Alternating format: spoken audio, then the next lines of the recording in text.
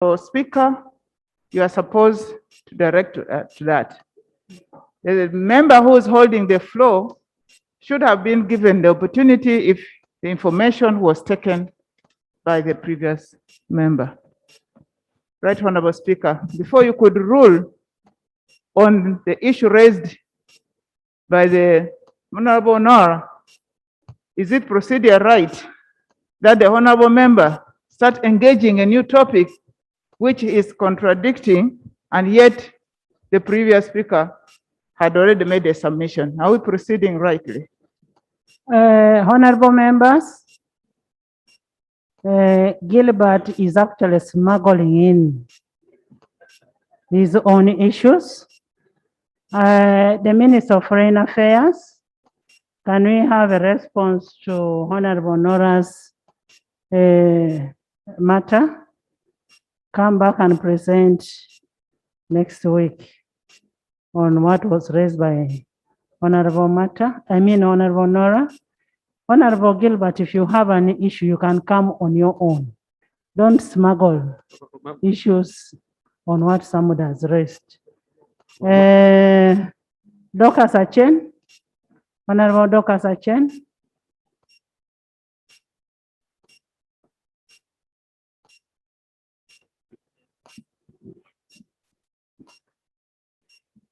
Thank you so much, Right Honorable Speaker. My name is Dorcas Achen, the District Woman Representative of Leptong, and also the District Chairperson Roads Committee. I thank you for this opportunity to raise this urgent matter of national importance concerning the plight of the people of Leptong and also Lao sub-region about the dire state of roads. Aware that COVID-19 has presented a fatal wave, which is affecting the lives of very many Ugandans. We know that this requires robust action with well-coordinated efforts, for example, to meet medical emergencies.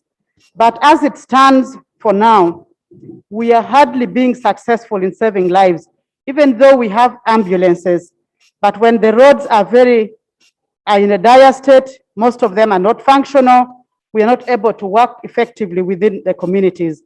And Leptong district, together with most of the districts in Lango sub-region, are having the worst roads in the country. If I may dwell on a report from Equal Opportunities Commission, which indicated that only 12% of our roads in the sub-region are tarmacked. And as such, most of our towns are connected by Maram roads. So this is making the work on the ground very, very difficult. Right Honorable Speaker, aware that the cardinal function of UNRWA is about management, development, and also maintenance of national road networks. And the road network in these parts of the country, which I've just mentioned, they have continued to deteriorate from bad to worst without due attention from this authority. And this has caused a lot of anxiety among the communities, especially when we are missing to save pregnant mothers and also children, the medical emergencies I just mentioned. I would have the following prayers, Right Honorable Speaker. Information. Right Honorable Speaker, the most affected roads are from Amogu, Ebule, Omoro, which connects to the border of Otuke district, and also from Leptong Town Council via Omoro sub-county, which connects to the border of Kapelebiong. And then the worst is the Kamdini Lira Road, which is not existing anymore. What is there is not the road. The following prayers. The roads in Lango sub-region to be given due attention by UNRWA, especially that from Kamdini to Lira, which is no longer existing, and the others that I just mentioned. Can UNRWA be able to put a team to task the contractors to be able to ensure that work gets done and also get to be brought to completion? And the road sector investment plan of UNRWA and also Ministry of Transport to be able to provide us an update on the progress and the general status of the roads earmarked in the sub-region. If possible, some site meetings by UNRWA, and also to be able to have inclusion of some of the terrible roads which are aforementioned in other parts of Leptong and also Lao sub-region for development and maintenance. I thank Information, you. Honorable Speaker. Thank you, Dorcas. Government Chief Whip, inform the Minister of Works, I don't see them here, UNRWA, to have a visit and a meeting with all the Lango members of parliament, the sub-region. Information, Madam And give Speaker. us, whom are you Madam giving Speaker. information? And give us a status of the roads in the Lango sub-region and the action that they are taking to correct or to work on the roads. Okay? And this should be reported back at the same time you're reporting for West Nile. That is in the next 2 weeks.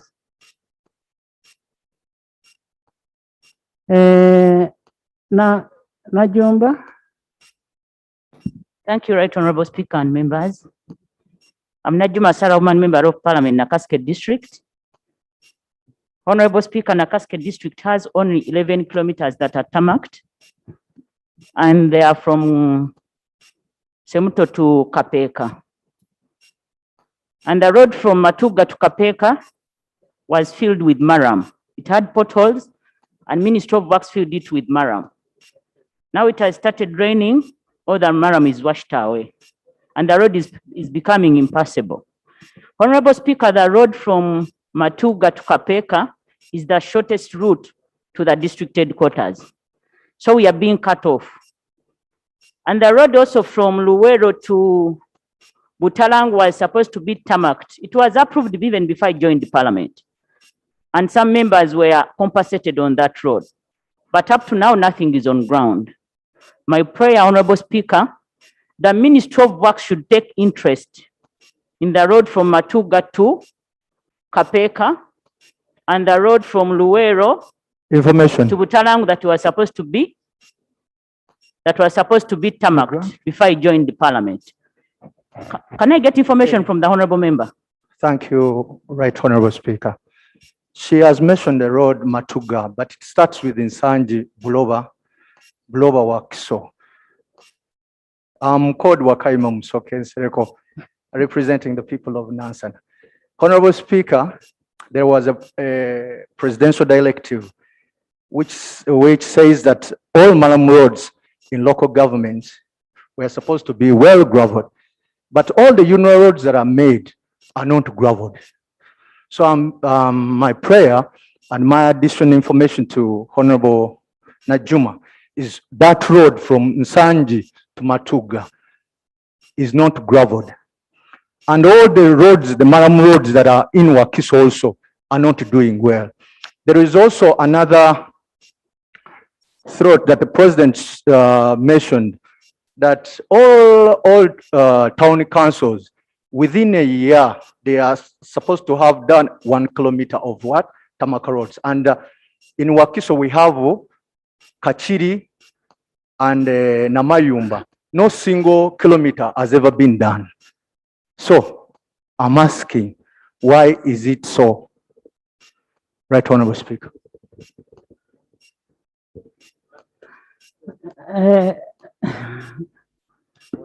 Actually, that presidential pledge was made when Wakaima was still NRM. Can you give us your prayers? Your prayers? My prayer is that Ministry of Work should take interest in the road from Matuga to Kapeka, and also the road from Luweero to Butalangu that was supposed to be tarmacked before I Right, joined the Honorable Speaker, I've parliament. never been a member of NRM. So I want to collect you. It's not on record. Thank you, Right Honorable Speaker. Honorable Speaker, my prayer is that Ministry of Work should take interest in the road from Matuga to Kapeka and the road from Luweero to Butalangu that was supposed to be tarmacked, and some people compensated before even I joined parliament, but up to now nothing is on ground. But Honorable Speaker, Ministry of Work should stop taking people for granted. Really, a tarmac road full of potholes, you come and fill it with maram. they should stop taking Ugandans for granted. Thank you very much, Honorable Speaker. Thank you, Government Chief Whip. Address us on the roads that are being talked by Honorable Sarah and Honorable Wakaima. Right Honorable Speaker, the response will come when we are bringing the responses for Arua, for West Nile and Lango. Wakaima, we are addressing on your issues and you're busy giggling there. But Right Honorable Speaker, I was excited and I think it should go on record that Honorable Wakaima has recognized the President Museveni as the president of this country when he clearly talked about roads pledged by the president. I'm happy and congratulations, Honorable. Thank you. We'll have a response in the next 2 weeks and an action that should be taken on the side roads. And I am going to request the Ministry of Works, NADS, to have sub-regional meetings and get issues that are concerning roads in the whole country. We are tired of having matters coming up in the House as matters of national importance on the roads, as if we don't have the ministries. Let them have meetings with sub-regional teams and see what they can do. If it means budgeting for these roads, we shall do that. And report back to this House. Madam Speaker. Yes, Dan? Thank you, Right Honourable Speaker. I really would want to beg that when the minister is coming to present the report, they take an extra overview of the road units for new districts, because or else members will keep coming back for the same reason. But in most of our districts, especially the new districts, the roads are impassable. You can't do anything. Now that the rains are coming, it will be terrible. And we do not have the clear position of government on what is happening in terms of acquiring the new road units. So I beg that when they are presenting on this matter, they also address the road units for new districts. Thank you very much. Right. Thank you. And we don't want them to present the status, just the action that they are taking on these roads. It's not just a matter of saying, I've gone to this and this place, and this is what I've found out. Tell us, what have you done so far for you to be able to come back and report in the House? Thank you, Right Honorable Speaker. This is very welcome on our side as government, because it also helps us to open up. And I request colleagues, like the way we did it with the Busoga MPs, it will be very important all the issues are handled on the ground. And then after we do a comprehensive report as per your directive, which the Committee for Physical Infrastructure should look at, and then we see how best we can budget for this. So this is a very welcome move. And I request that in that period, maybe which can last around 3 months, Right Honorable Speaker, issues to do with roads, we ensure they are all captured under that. I just request, Right Honorable Speaker, because we are going to meet 18 sub-regions of Uganda. You can't just meet a region independently. Thank you, Right Honorable Speaker. Let's first have the ones we directed in the next 2 weeks. Then after that, we'll give the time for the rest. Joan? Honorable Joan Namtawe.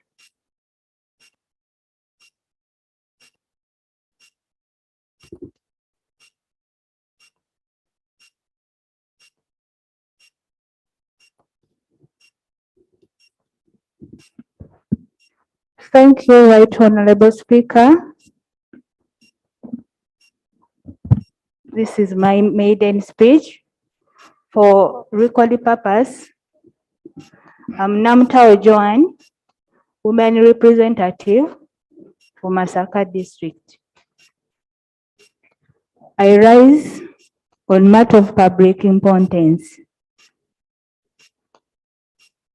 Right Honorable Speaker, as you may recall, from December 2019 to April 2020.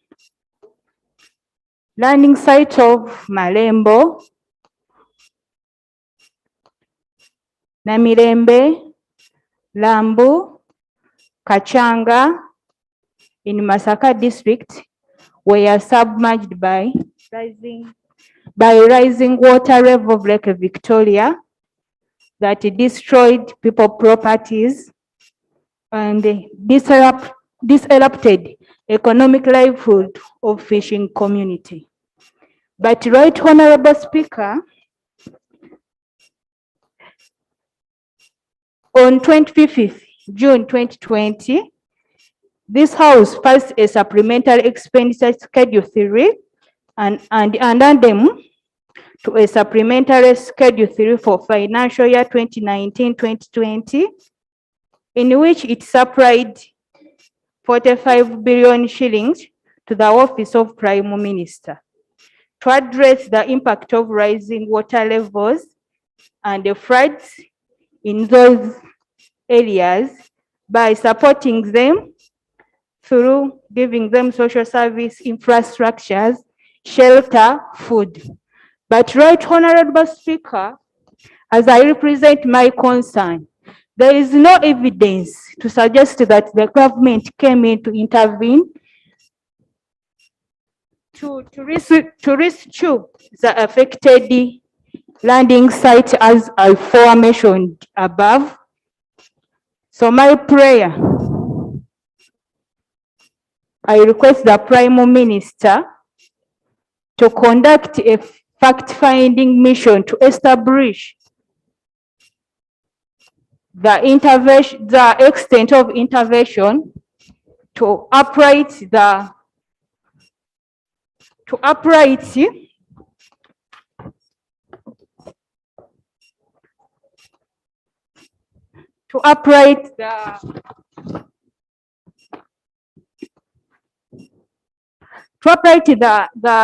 affected residents in those landing sites.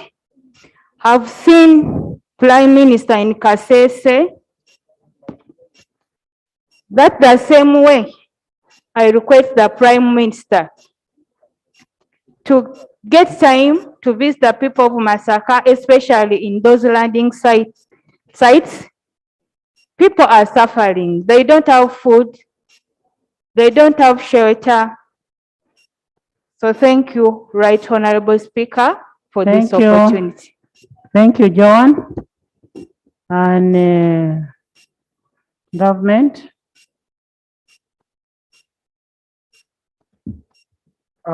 Thank you, Right Honorable Speaker. The Prime Minister's office will arrange and ensure that indeed we do visit the people of Masaka and link with the colleague. But Right Honorable Speaker, on the issue of nature reclaiming its space, I would love to get supplementary information from the Minister of State for Environment. Here, just a minute, so that. Thank you, Honorable Whip.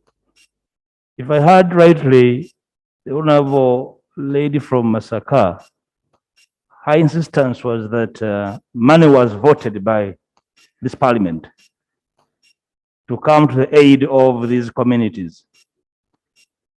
And essentially 2 financial years ago. And your response is that the Prime Minister will visit. Would you want to explain in particular terms if you are aware that this man actually was voted and that actually nothing was done to these communities? Yeah, thank you, Right Honorable Speaker. I was listening attentively and I was responding to a prayer by a honorable member. But since the leader of opposition also has his own prayer, which I would call supplementary, I heard the statement, but that wasn't the prayer she asked for. Her prayer was for the Prime Minister to visit the way she visited Kasese, the way she visited other areas and ascertain the situation. And the moment you do that, Government Chief Whip, you should appreciate that was her maiden speech. yes, and, Now, the leader of opposition is coming up to help her. oh, I didn't know. the Let's lead of- solve a problem. Thank you. Let's not capitalize on the small things. Thank you, thank you. So Right Honorable Speaker, I go to the prayer by rope or the prayer by the Honorable? Both, okay. The Prime Minister will address both issues. I request to submit. Clarification. Just like your government chief whip this side, Lope is also a leader of opposition this side. Right Honorable Speaker, No, clarification. my concern, Right Honorable Speaker, had been as if we've not responded to a matter. No, When- what you when- need to when the do, right- have the matter resolved And- with and- amendment, And that's what I pledged. with that we are amendment going to from do. Lope. Thank you, Rob. No, We are let me going to be ensure clear, that's right done. honorable speaker. And I would like to invite my honorable colleague to appreciate my line of argument. It's not just prayers for prayers' sake. I'm also demanding to act on a question of accountability.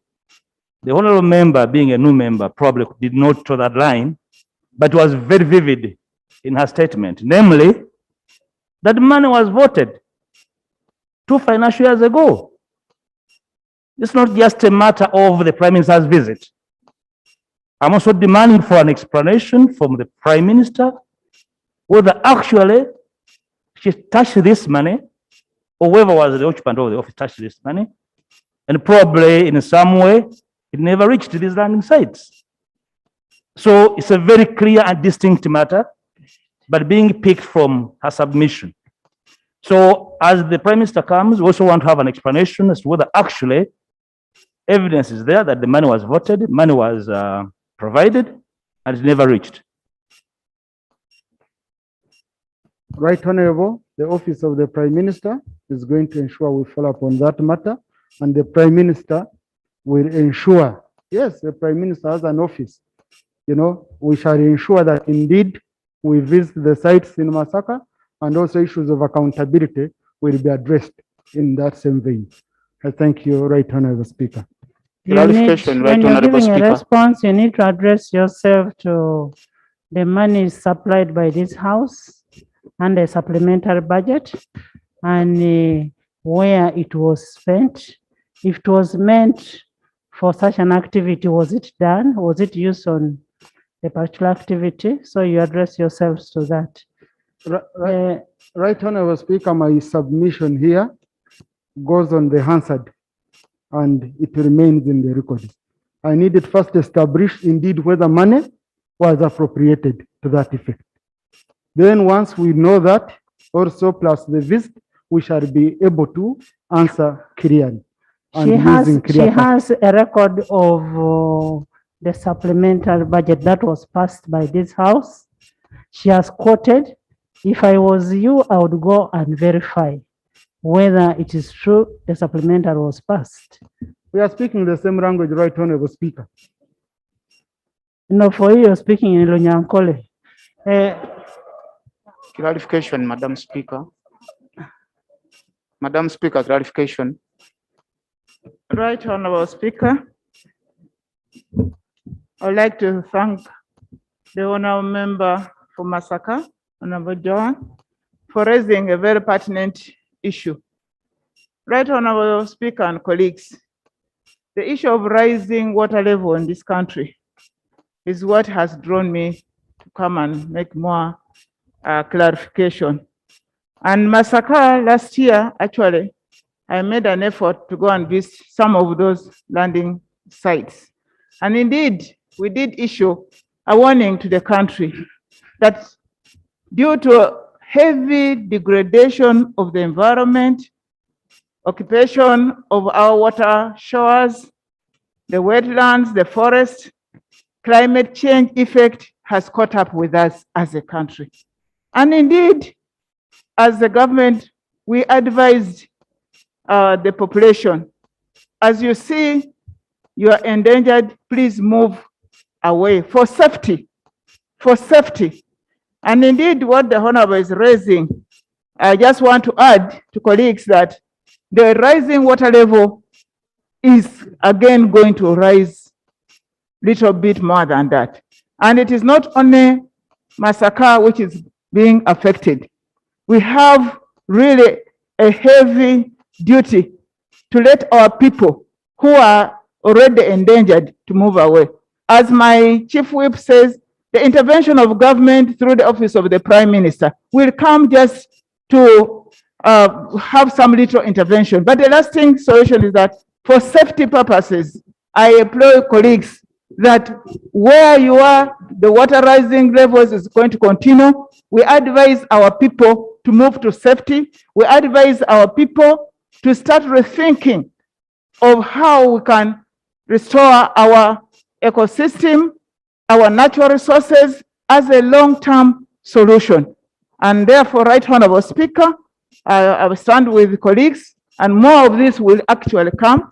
So I'm taking this opportunity to send that message that we advise our people to be conscious that the rising water is to continue Clarification. and people should move. Inquiry, Madam Madam Speaker. I beg to submit. Inquiry, right Speaker. Honorable Mama Mabira, you need to go and talk to these people.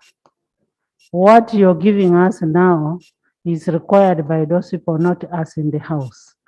You need to go and inform these people the waters are going to rise further so that they have an alternative plan. Madam Speaker, inquiry. Right Honorable Speaker, thank you for the advice. As a government, actually, we are going to address the press, but we want to come with some address to the Parliament, starting with the Africa Climate Week, which we are going to host as a country, and then the status of the environment, which I would pray that we shall be fixed on the order paper, and actually we send out the message. These are people's representative, and I just want to take the opportunity, Right Honorable Speaker, that I also alert them. Thank you. By the Madam way, Speaker, inquiry. Honorable Minister, we have never failed to put anything on the order paper. It is you people who are failing us not to give us what to be put on the order paper. Honorable Sasaga.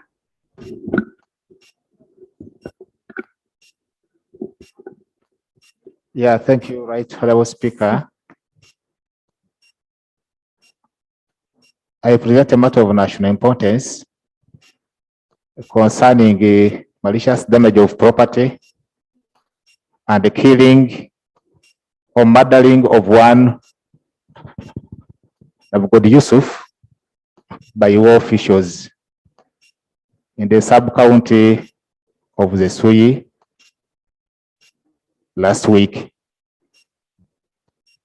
Madam Speaker, in 1937, Mount Elgon Forest Reserve was declared to preserve ecological processes. In 1968, it was declared a forest reserve. In 1938, it was gazetted under instrument number 76 of 1993. In 2002, the National Game Reserve was expanded its boundaries into Mount Elgon National Park.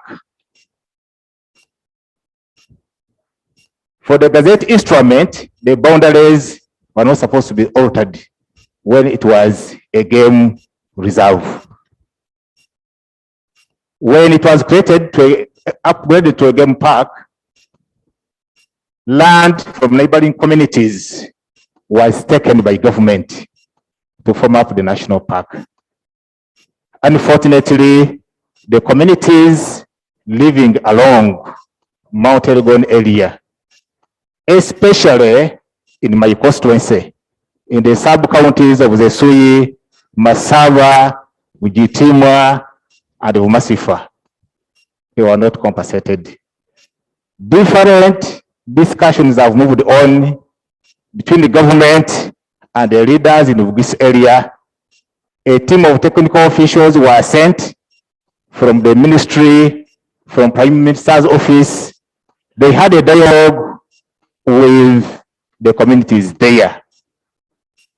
And from the communication I have, which I can learn table, the matter was heavily discussed in cabinet, on the 13th of January 2016, and was a directive for that matter from His Excellency the President, where in summary one says independent boundary reopening exercise be carried out as per 1993 Gazette. The second one was that communities living in those areas which got affected be resettled with the resettlement package, Yes. right from Bugisu up to Sebei region. The third one, that Minister of Disaster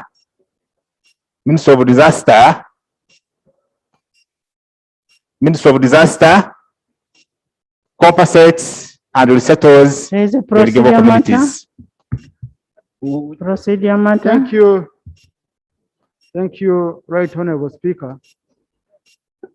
My brother, Honorable Sasaga, is presenting a critical issue, but I'm asking myself whether we are proceeding well for someone to read what he's referring to as cabinet minutes, because submission of cabinet are secret and restricted to cabinet. So are we proceeding well? Order, Entertain Madam a Speaker. document which is very protected Order. by the laws of Uganda as cabinet. If we had said maybe it was a certain communication, but if you on record, it goes as Order. cabinet Order. proceedings.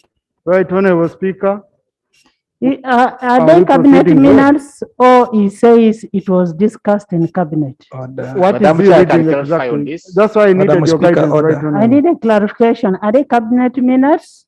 Or Madam it was- Chair, You're saying it was discussed in cabinet. Madam Chair, if government chief whip listened, I said very clearly that cabinet discussed, resolved, and elected in this communication from to this house, which came from the Right Honorable Prime Minister, Dr. Wakana Uganda, on the 3rd of December 2015. Honorable Sasaga, Additional information, Isaiah. Madam Speaker. Yes, what are your prayers? my prayers, one, Additional information. that the person who was killed by war officials in the names of Yusuf Navgodi left a small family, is a 22-year-old boy who left a family which needs compensation.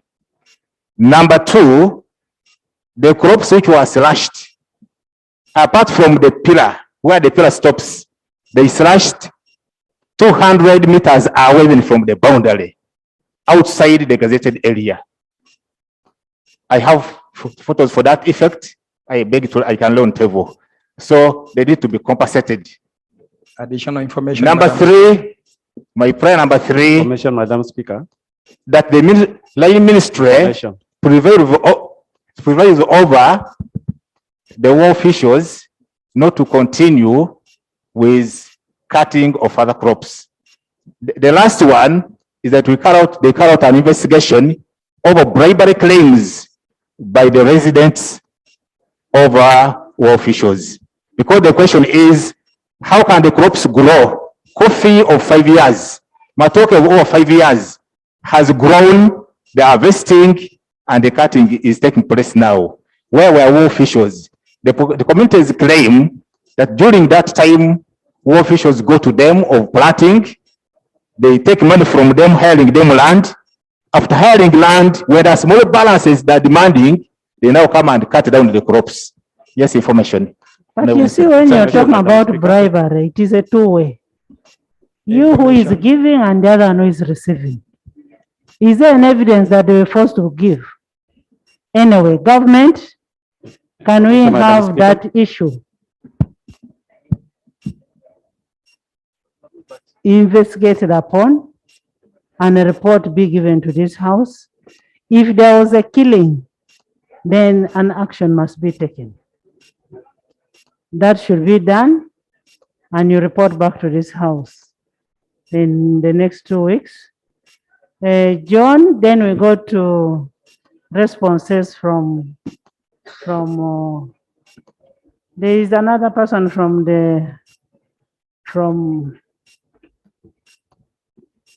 Thank you very much, Madam Speaker. And thank you for giving me the opportunity. The issue of wild animals is unleashing terror and anguish to communities around the conservation areas. Madam Speaker, I come from Kasese, and particularly I represent the people of Konzokana West, that border the national park. Madam Speaker, we lost count of how many people we lost or have died or killed. And even in Kasese town, elephants are invading the town. Madam Speaker, this very parliament gave authorization in terms of budget supply to the Ministry of Tourism. And the president himself went to Konzokana West with UWA officials and directed them to provide an electric fencing around the conservation communities. Madam Speaker, I'm made to understand that the wire was procured and is seated right in a calm orchard while our people continue to suffer and even losing death. They borrow loans from banks and circles, and they're losing property because the plantations are destroyed by wild animals.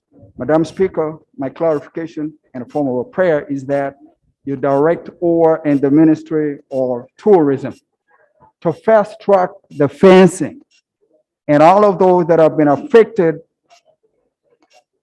especially destruction of crops on a large scale and also loss of lives, should be compensated. Madam Speaker, I really want to appreciate you for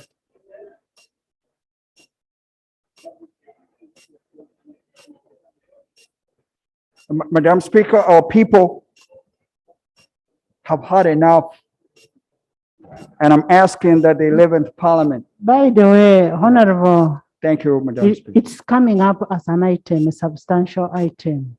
The minister is going to report. I wish you could listen that it is a substantial item on the paper on wildlife, and it was raised. The minister went down there. So when he's making his submission is when we shall ask him what has it done in terms of fencing this conservation areas. Much obliged, Madam Speaker, and much appreciated for your attention. I hope the minister is in today. Mama Mabira, you have information?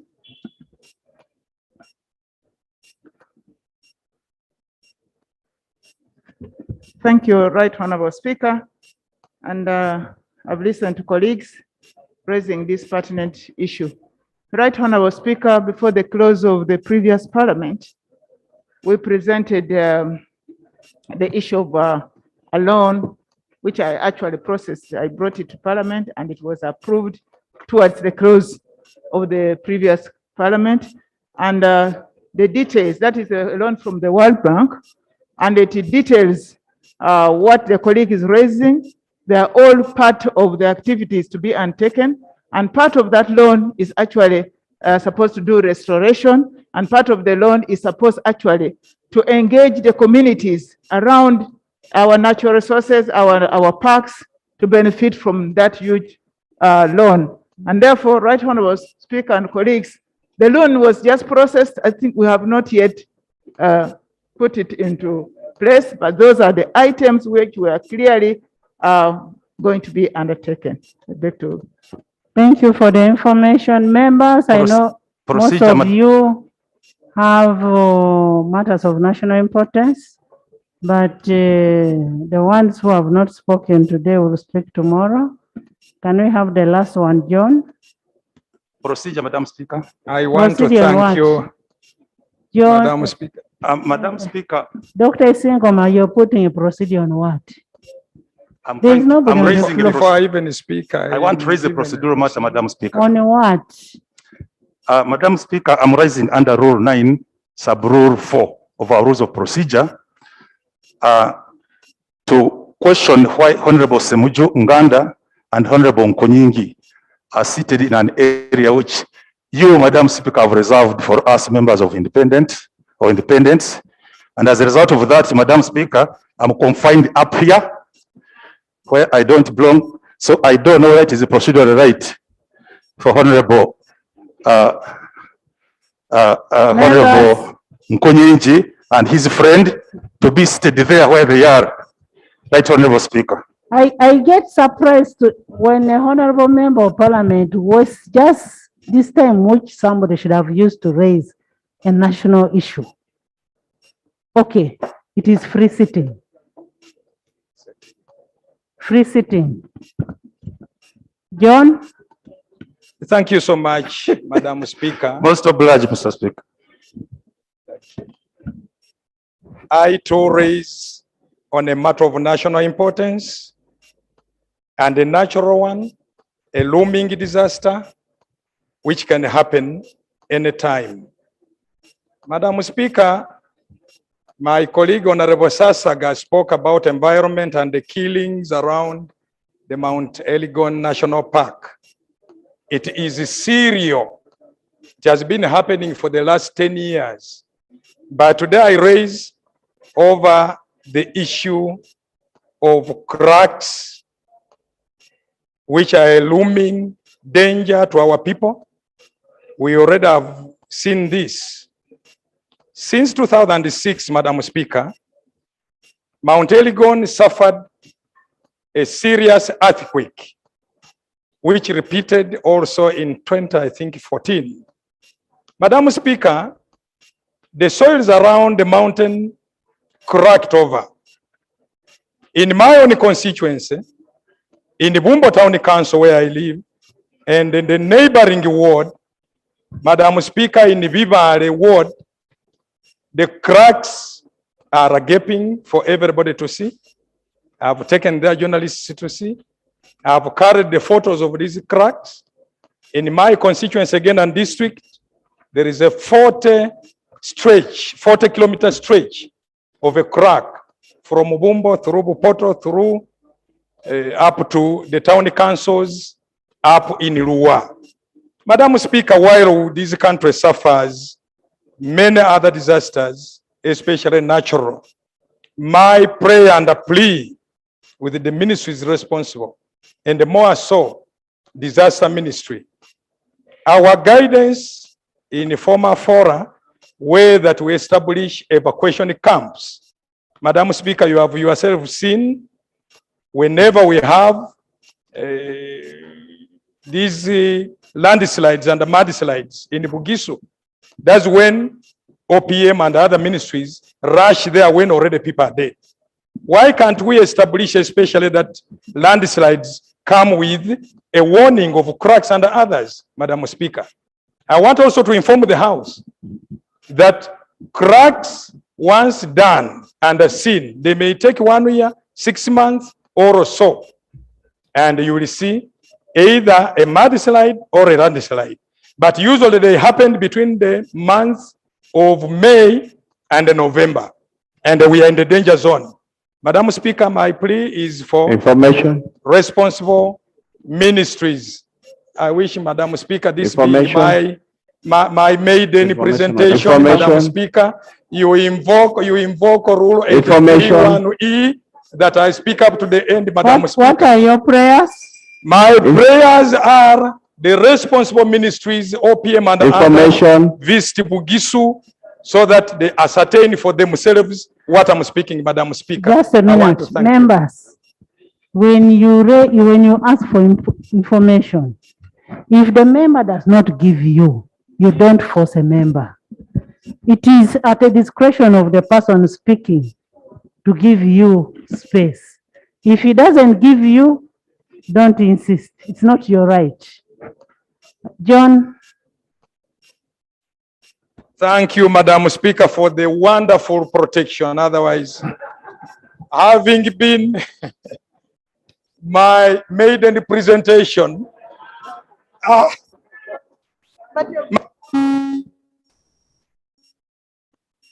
My maiden presentation, I've said, not speech. Yes, I may have spoken, but this is my maiden presentation. So like I said, Madam Speaker, I want to end with prayer that we establish evacuation camps where we see these cracks. Yes. That secondly, that the ministries concerned, the OPM, disaster and the others, the geologists, the seismologists and the others, visit Bugisu, sit with us and we plan together. I want to plead with you to Government, reign over them. Thank you so much, Madam. government, take note. The other thing I need to remind you, if you want to give information, you want an order, you don't switch on the microphone and speak on the microphone. It's not until you've been given permission that you can switch on. Those are some of the things you'll be told when you're doing orientation. Next item. Item number 3, statements by ministers. Number 3.1, on the detention by the Uganda police of a returning member of Uganda's contingent to the 2020 Tokyo Olympics, Mr. Julius Sekitoleko, following his deportation from Japan.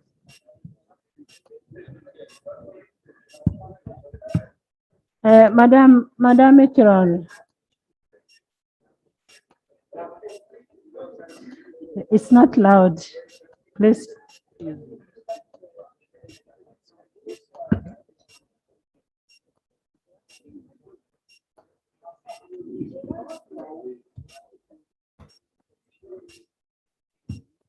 Item 3.1, statement on the detention of the Uganda police of a returning member of Uganda's contingent to the 2020 Tokyo Olympics, Mr. Julius Sekitoleko, following his deportation from Japan.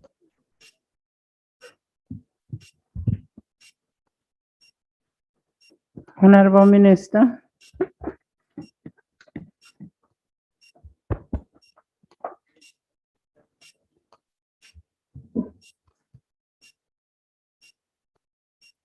Right Honorable Speaker.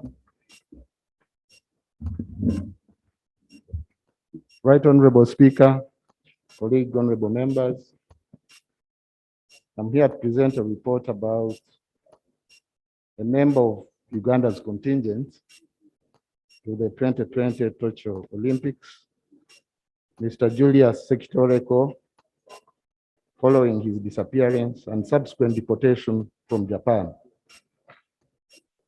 Right Honorable Speaker, this is in a way an anticlimax of what we were celebrating yesterday through the motion to pay tribute to our sportsmen and women for their sterling performance at the Olympics. The subject of Sekitoleko Julius is very intimately related to what we discussed in yesterday's motion and how to reorganize, recognize, and reward sportsmen and women in this country. Right Honorable Speaker, Julius Sekitoleko started participating in weightlifting events since 2007. I'm providing the background from Kisugu in Kampala. He joined the national team in 2018 and competed in a number of local and international competitions where he won medals. He was selected by the Uganda Olympic Committee and included on the list of athletes to travel for the Olympic Games in Tokyo, Japan, with the approval of the International Weightlifting Federation. The International Weightlifting Federation uses the weighting system for qualifying athletes, and the points keep on changing depending on the number of games played. Right Honorable Speaker, at the time of traveling, Julius Sekitoleko was on the verge of qualifying because his points were good. Sekitoleko left Uganda for Japan together with his coach, Hakim Musoke, on the 8th June 2021. in the first team, which was led by Mr. Semakula Katende of National Council of Sports. They were accommodated in Izumisana City in Japan, where a pre-qualification training camp had been set up under a memorandum of understanding signed between the government of Uganda and Japan in 2018 and confirmed on 17th June 2021, in which the Uganda Olympic Committee was to select athletes for pre-qualification training from the category of those who had already qualified and those who had a chance to qualify.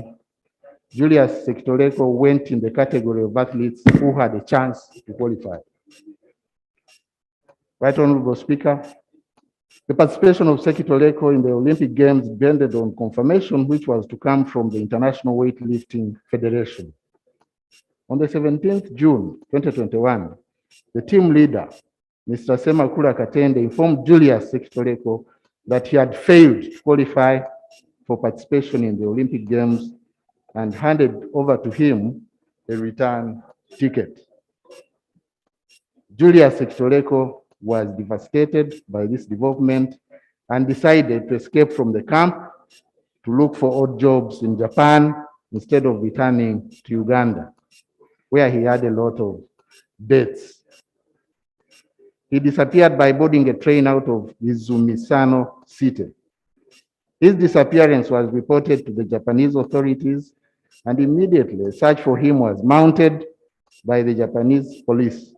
On realizing that the police was looking for him, he handed himself in, and the Japanese police in turn handed him over to the Ugandan team management, who immediately arranged for his return to Uganda.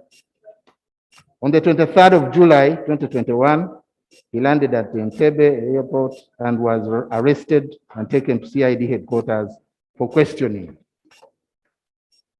And therein lies the concern of the Honorable Member of Parliament who raised the issue. So the objectives of taking him in were to investigate the circumstances surrounding the disappearance of Sekitoleko Julius, to interview witnesses and obtain their statements, to establish whether his disappearance constituted an offense known to our law, to gather enough evidence to prosecute the suspect if justified and charge him in court. The actions taken, Right Honorable Speaker, were a case file was opened and investigations commenced. 4 witnesses were interviewed and their statements recorded, notably Mr. Jonathan Wankolo, Liaison Officer, Uganda Olympic Committee, Mr. Dominic Otuchet, President, Uganda Athletes Association, Miss Lydia Gloria Damzungu, Assistant Secretary General, Uganda Olympic Committee, Reverend Canon Duncan Mugumya, Commissioner of Physical Education and Sports Ministry of Education, and copies of these documents were obtained and attached to his case file. And indeed, like I said earlier, the suspect was interrogated and his statement also recorded. Current status, Right Honorable Speaker, colleague members of Parliament, on the 27th of June 2021, the police file was submitted to the office of the DPP, and the DPP's opinion was that the suspect had not committed any offense known to the laws of Uganda. The DPP instead recommended for a disciplinary action against Sekitoleko outside the courts of law. The DPP accordingly ordered that Sekitoleko be released unconditionally. On the 20th July 2021, indeed, Julius Sekitoleko was released. In conclusion, Sekitoleko's act of disappearing from the hotel where he had been accommodated during the time of the games to an unknown place in a foreign country like Japan, under the excuse that he was looking for a job, did not only create panic among the Ugandan officials, but also portrayed a very bad image of our country. Pre-qualification for international features should desirably, this is a rider, be done at home in Uganda and not abroad in order to avoid unnecessary expenses on sportsmen or women who may not qualify, and also such temptations of absconding by vulnerable sportsmen and women because of domestic pressures. Last, as already amplified in unison by this Honorable House yesterday through the motion and attendant resolution to recognize the achievements of our team at the Olympics, reasonably rewarding and incentivizing sportsmen and women through the various proposals made in that motion and subsequent resolution, we reinforce and inculcate the idea of East or West, home is best and more attractive in the minds of these sportsmen and women. This, in addition to adequate mentorship during training sessions beyond mere physical sports training activities. I beg to submit, Right Honorable Speaker.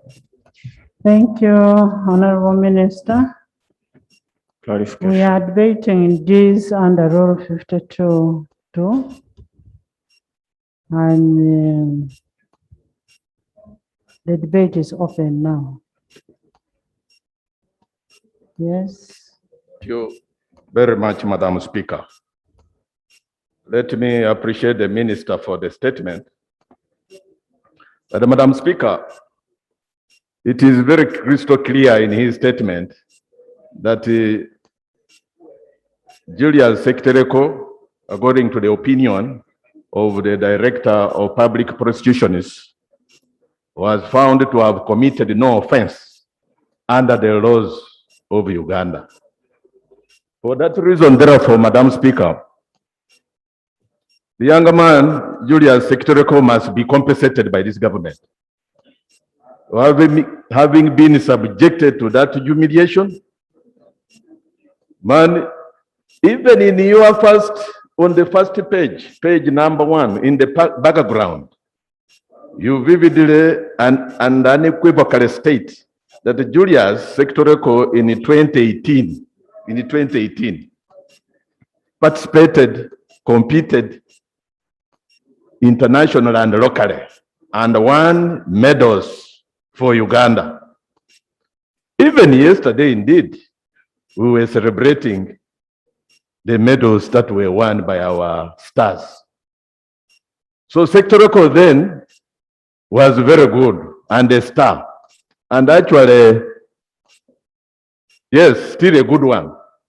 But when it came to the time when he had been frustrated by being disqualified to participate in the Olympics, and even immediately handed a ticket to return, Sektereko, to any right-thinking person, required psychosocial support at that time. If he had debts, even America has debts.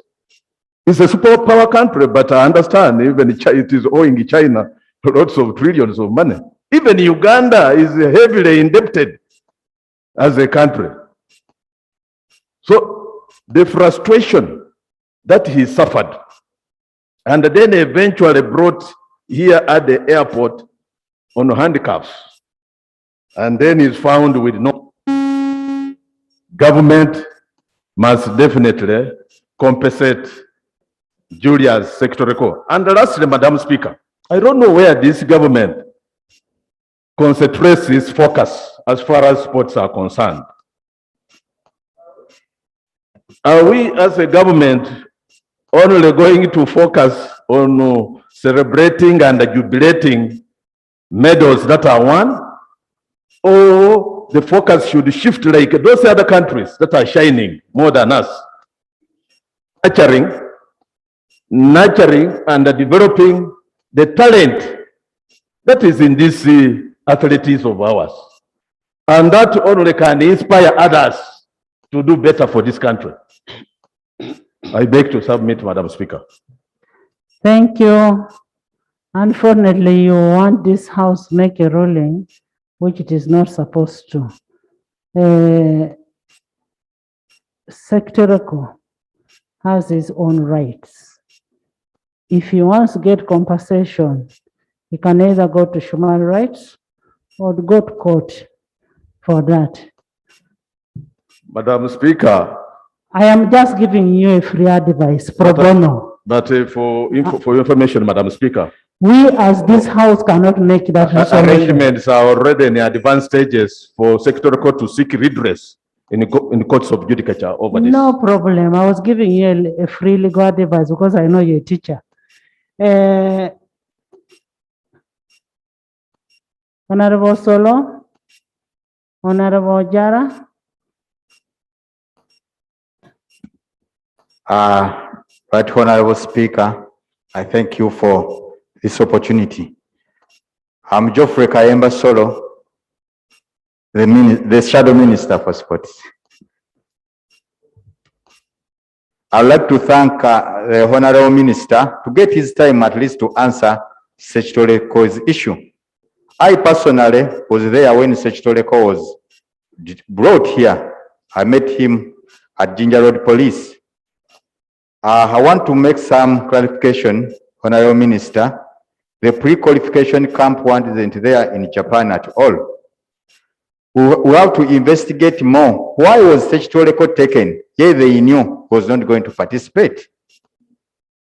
There must be another issue, maybe financial from the officials, when they wanted something and they used Sechitoleko as a backup. Secondly, as we have heard that Sechitoleko has a lot of debts here, I want to request the necessary authorities to at least help Sechitoleko, since he's the national champion, to get something in order to motivate other sports personalities. Madam Speaker, another issue, I'm sorry. I've heard that the refugees are going to be taken to Nambole. I request all people with such an idea to drop it immediately. Nambole is a sports facility, not a refugee camp. Take the refugees to Undibujo and other camps. Leave Nambole is the only stadium the government of Uganda has, and we have World Cup qualifications in September. Where are we going to play? Will we be playing when the beautiful Afghanistans are jumping? I think that won't be possible. Thank you very much, Madam. Honorable Solo, that is speculation. Nambole is under renovation. We have games. So if it is true, then government will come up with a statement to that effect. But since we have games that are coming. Thank you, Madam. Thank you. Thank you very much, Right Honorable Speaker. Let me thank the Honorable Minister for providing this very useful information through his report. But picking from his own report on Madam Speaker, it is clear that this gentleman has participated in several activities, and he cited that in 2018, he competed and brought medals to this country. It is also clear that in the previous activities, he did not show any sign of disappearing. Right Honorable Speaker, taking from that, I think it's important that the Ministry of Education and Sports begins to consider ways of how to support our sportsmen and women in how to manage frustration. It is a fact, Madam Speaker, that most of our players, when they go to compete, they go with a lot of expectation. Partly because I think the ministry has not developed a clear system or ways of supporting the people who go to compete. And so when people go to compete, their mind is tuned to competing and winning so that when they return, they're able to get some reward. I think it's important that we begin to design strategies where, first of all, we know how to help our players manage their expectations. Secondly, when they fail to succeed, there should also be mechanisms in trying to manage frustrations and dealing with stress. Thirdly, it's equally important that we need to look at creating an opportunity for every player, whether you get a medal or you have not got anything. I think it's important that people who go to represent the country have an opportunity to be recognized, but also supported. That is the message. Thank you, Right Honorable Speaker. Honorable Santa.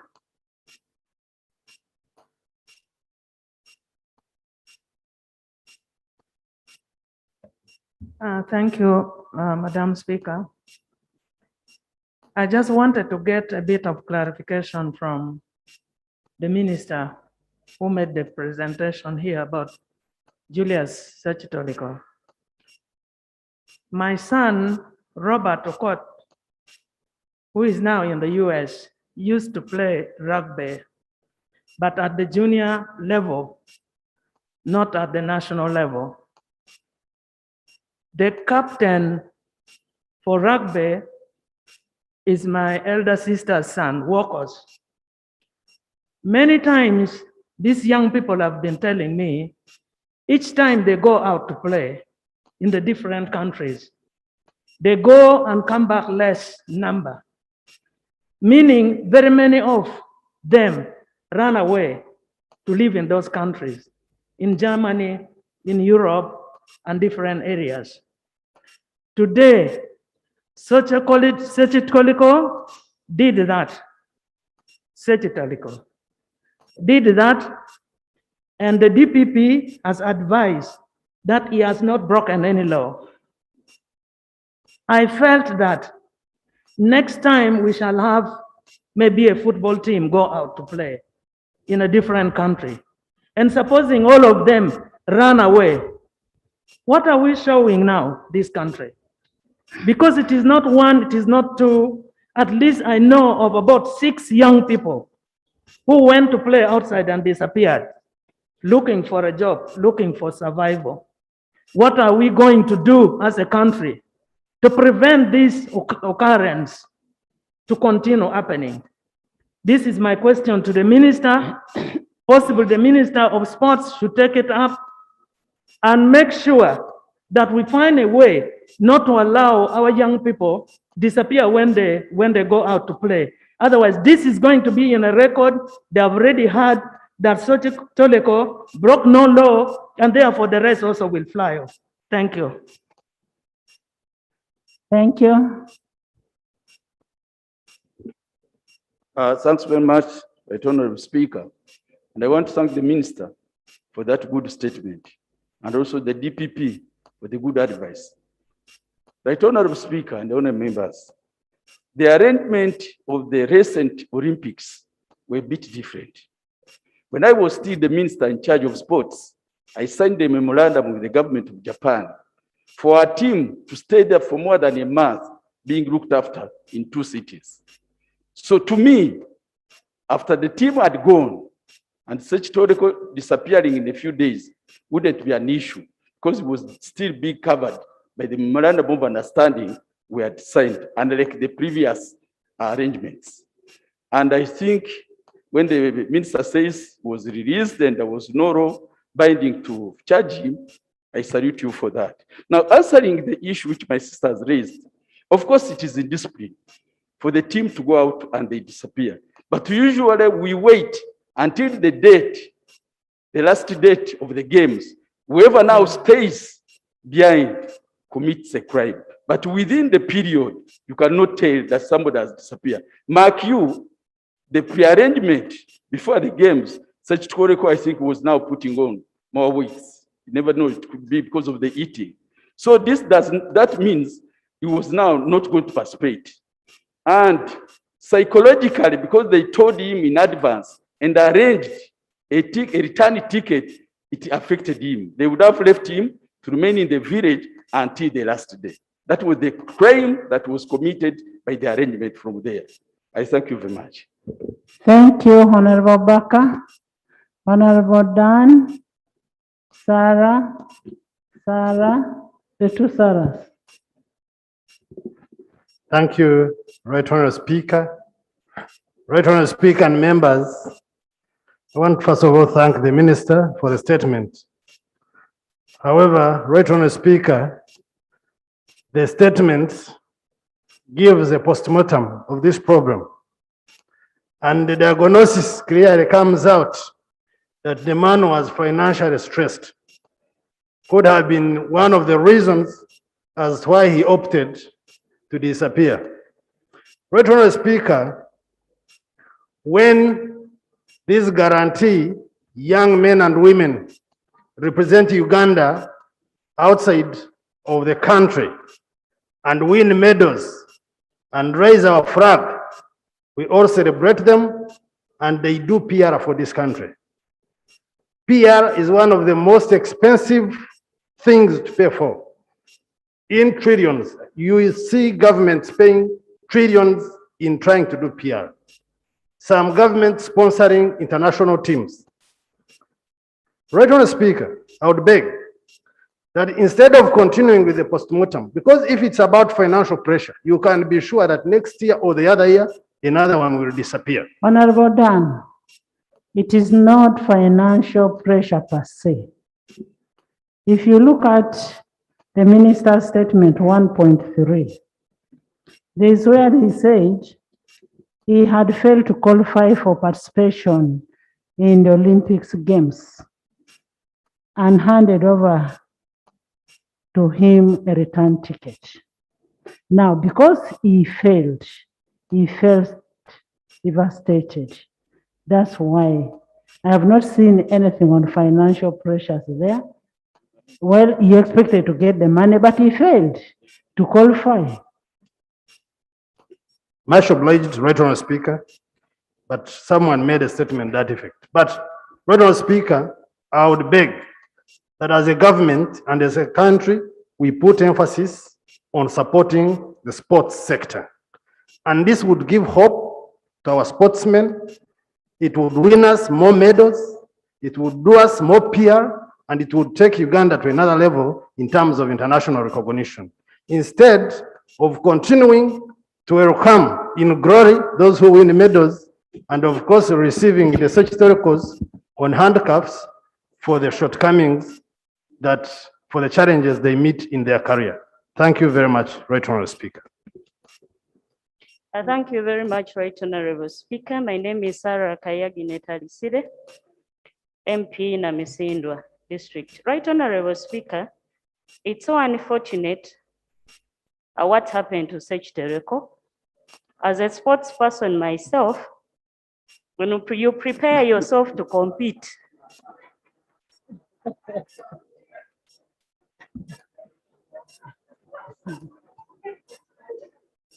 Right Honorable Speaker, I know why the members in the House are laughing, but I think it's because of my size that the members can't believe that I'm a sports person myself.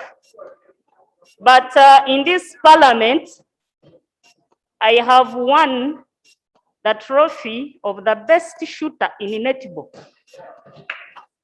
3 consecutive years.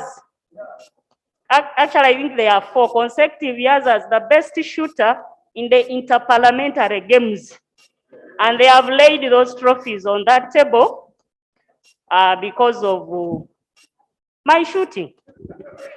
So I am actually waiting for the training to begin so that I can represent this parliament again. Right Honorable Speaker, back to the debate. I feel sorry for Sech Tereko. When you prepare yourself to compete, you psychologically set your mind that 1, I am going to represent my country, but also 2, you as a person, as a sports person, you've prepared yourself. Either you're going to benefit financially, but also when you win and carry that medal, there is that satisfaction that you get as a sports person. Unfortunately, Sech Tereko didn't get this opportunity. And I know because of that, it might have put him off. Psychologically, he was tortured. And he was handed the air ticket to come back. My only challenge is as government, we didn't support this young man when he came back. The arrest, the way he was handled after coming back, left a lot to be desired. I feel that our sports people need a lot of our support. Right, Honorable Speaker, when you listen to people who got to represent this country in sports out there, it's not only sectorial. Look at the sheep cranes. When they are participating, you will hear reports coming back. Either their leaders have disappeared, the money promised has not been given to them, they are not going to participate unless they are talked to. So you see that there is a lot of confusion even in the camps where they go. Even football, cranes, the last games that we participated in, the international games, you saw what happened in the camp. So I think, Right Honorable Speaker, as a country, we need to invest more in sports. And we need to tap in this sector. Uganda has potential. It has many sports women and men who can sell us out there and come out with very many medals, not only 2 or 3. But the only thing we need to do is to invest in sports and then put our hearts to it, and we shall yield the results. Right, Honorable Speaker, I want to thank you. Honorable Sarah. Thank you, Right Honorable Speaker. Right Honorable Speaker, I closely followed that young man's issue, and it was quite disappointing, the kind of energy that my government put in, first of all, looking for that young man to ensure that they brought him back. I listened to this young man when he was on NTV and on some talk show, and he actually said, I had not disappeared, but I had my visa that still allowed me to stay in Japan. And of course, I have been in the country trying to make ends meet, and I wanted to make contact. So, Right Honorable Speaker, it beats my understanding that these young men and women, by the way, because there is another lady who is actually a boxer in Katanga.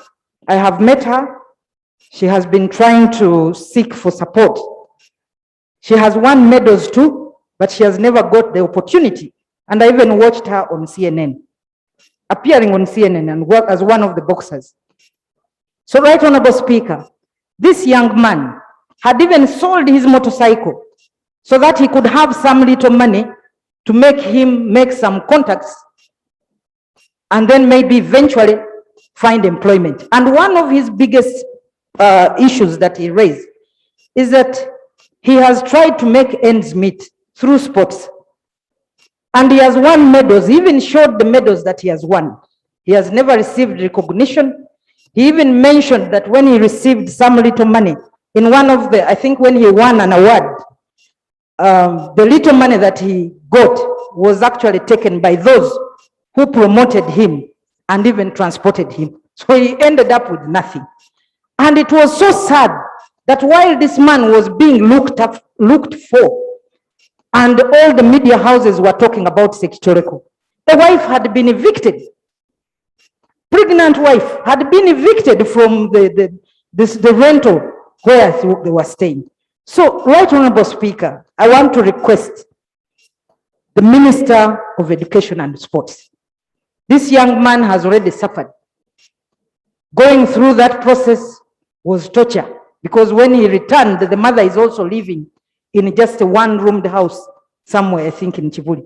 That's where he had to go. I want to thank Mama Fina, who went and gave him 2 million shillings as startup. I want to request the Minister of Education. It's not enough for us to receive this statement. I want to request government, please look into this young man's issue, give him some little startup. After all, we are seeing people getting millions of shillings. Such Toreko should not travel to Gulu to also get money. But such Toreko should be given some startup so that he can find his way. And he has just completed, I think, P7.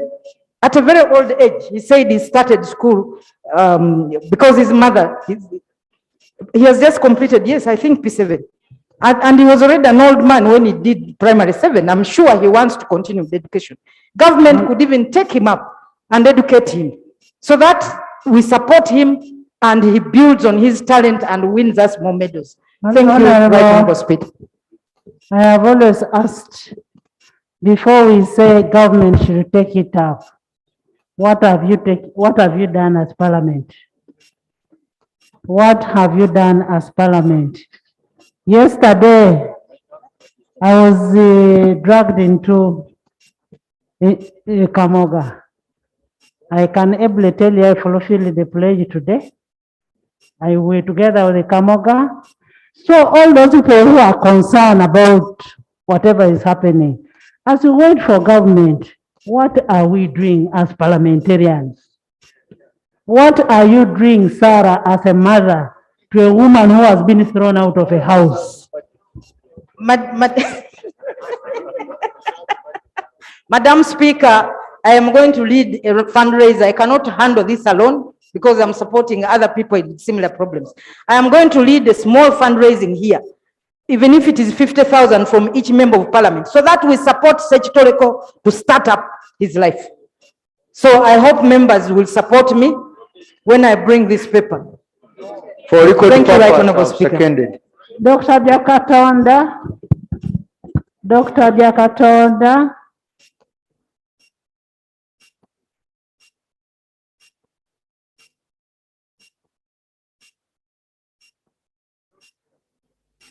Yona Kayogera.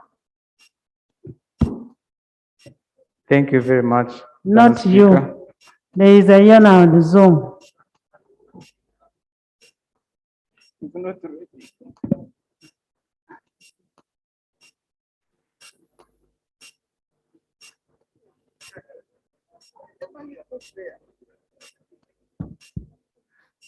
I can stand.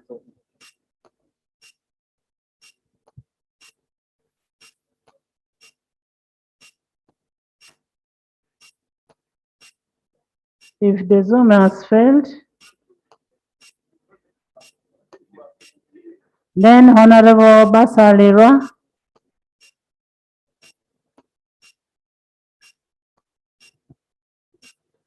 Thank you very much, Right Honourable Speaker.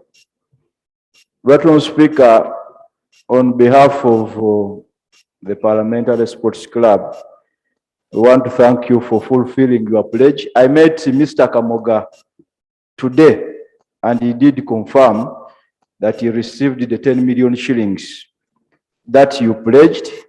I was actually with Honorable and Sewanyana, and he was very happy with the Speaker for your magnanimity and equanimity. Right Honourable Speaker, regarding the statement by the Minister for Internal Affairs, Right Honourable Speaker, we want to request the Minister to advise police to stop arresting people, without evidence. The idea of arresting people and detaining them and releasing them without evidence undermines our criminal justice system. And it's a culture that is taking shape. I remember raising it with the president when we were in iPod. You arrest people, Right Honourable Speaker, if you went to any police station around, you are going to find people languishing in police cells for 3 weeks, 4 weeks. I have had the privilege of being a political detainee in most of these facilities. You keep people there, there are no charges against them, and at the end of it all, you release them. Right Honourable Speaker, this is not very good. I am glad that now the Ministry of Internal Affairs has 2 generals. I hope you are going to use your experience. Over and above that, this particular person we are talking about, Sechitoreko, you even denied him access to his lawyers. And Honorable Kayemba Solo is here. You kept him beyond the 48 hours. Why should you treat a person of that importance like a hardcore criminal? So I really think that going forward, the issue of respect for fundamental rights of Ugandans must be taken with the seriousness it deserves. There was absolutely no reason for you to arrest a person, then begin looking for charges. Which kind of system is this? If you don't have any charge, and already he was in Uganda, if you really wanted him, you would have allowed him to go home and then issue summons. He would have come to police.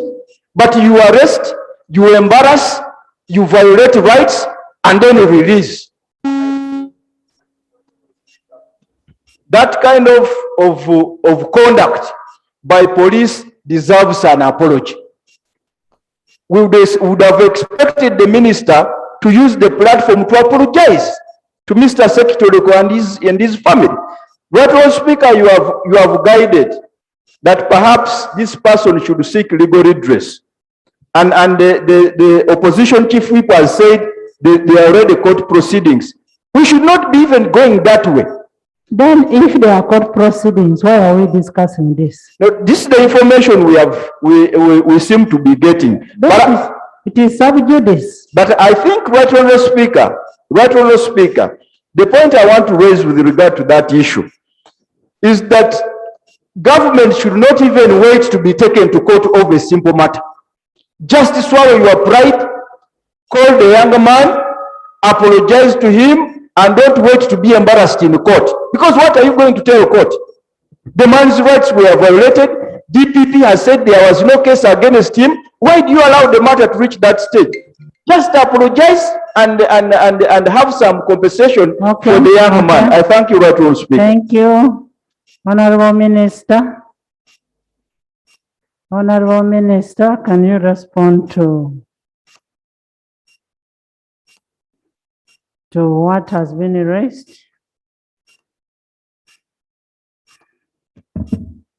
Right, Honorable Speaker, honorable colleagues, members of Parliament. I've heard your concerns and they are well taken.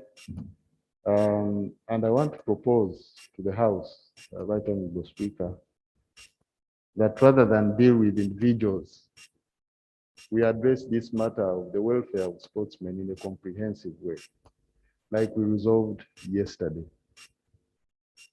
Regarding the issue of raised by the Honorable Basalirwa,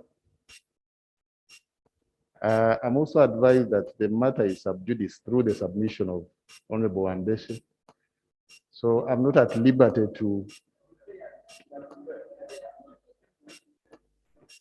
I have not yet given you the mic. For clarity to the Honorable Minister, the matter of seeking redress is still in infant stages. It has not yet reached court. So since it's a possibility, Right Honorable Speaker, I would rather I consult with the colleague Attorney General and we see how to discuss with the other side and proceed. I need to submit. Yeah. Honorable members, Honorable Minister, thank you for your statement.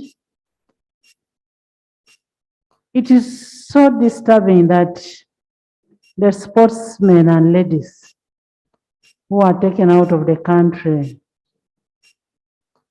without confirming the qualification, whether somebody qualifies to participate or not, end up suffering or end up remaining outside there. And of course, when somebody tells you that you don't qualify, you get tempted to look for somewhere to go. So it is also upon the Minister of Sports, the State Minister of Sports, to make sure that whoever leaves this country qualifies for a particular sporting activity. It's not just a matter of taking people. I also know some sporting persons who just take people because they want to go for cheo. So we must have a statement from the Minister of state for sports on how they determine the qualification of these persons who go out. And then two, government should also, Minister of Internal Affairs, you don't just rush. You need to confirm from these kids, from these young people, what problem they have. Now we have a yoga. If the young man has a problem of money, you can be able to put him on a yoga program. So it is you people, it's upon you now to talk to these young people to find out what problems they have, other than just arresting and keeping them there for some time. And it doesn't look good for our country. It doesn't look good at all. So we expect a report from Minister of Sports on 24th on the selection and qualification criteria employed on international sports. The Minister of Sports should give us the criteria they use, not just taking people anyhow. Next. Item 3.2, statement on compensation of victims of the Lord's Resistance Army LRA insurgents in various parts of the country.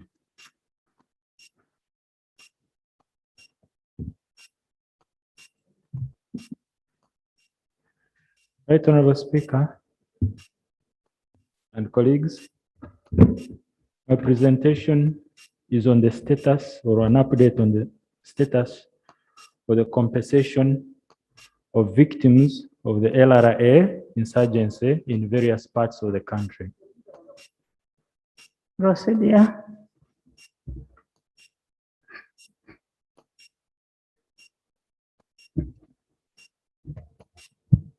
Madam Speaker, I still remember that when this statement was presented on the floor of Parliament,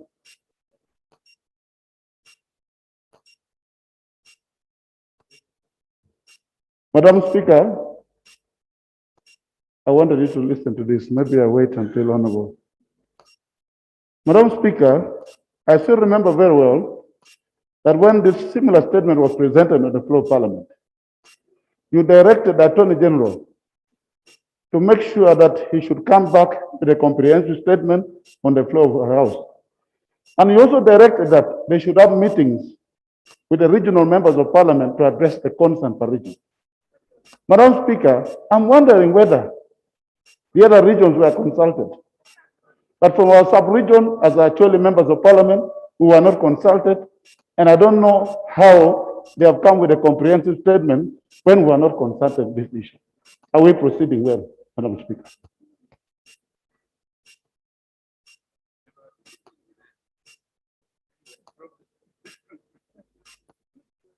Honorable member,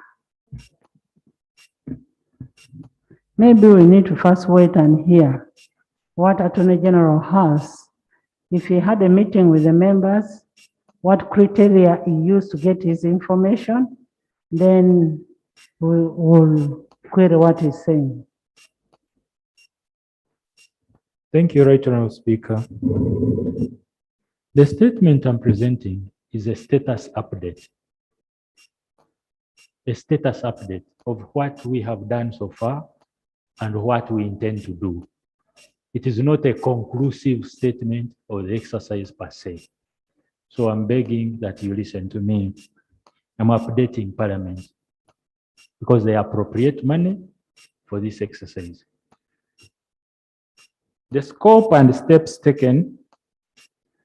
But much as we are going to receive your status update, you should also need to take instructions as they are given.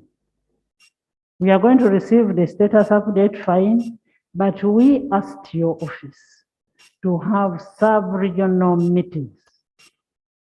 I am one of the beneficiaries of compensation. Did I attend your meeting? Right Honorable, I have something to say to that effect. Okay. Most obliged.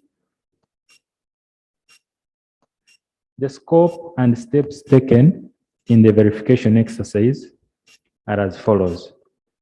The Ministry of Justice and Constitutional Affairs is currently conducting verification of livestock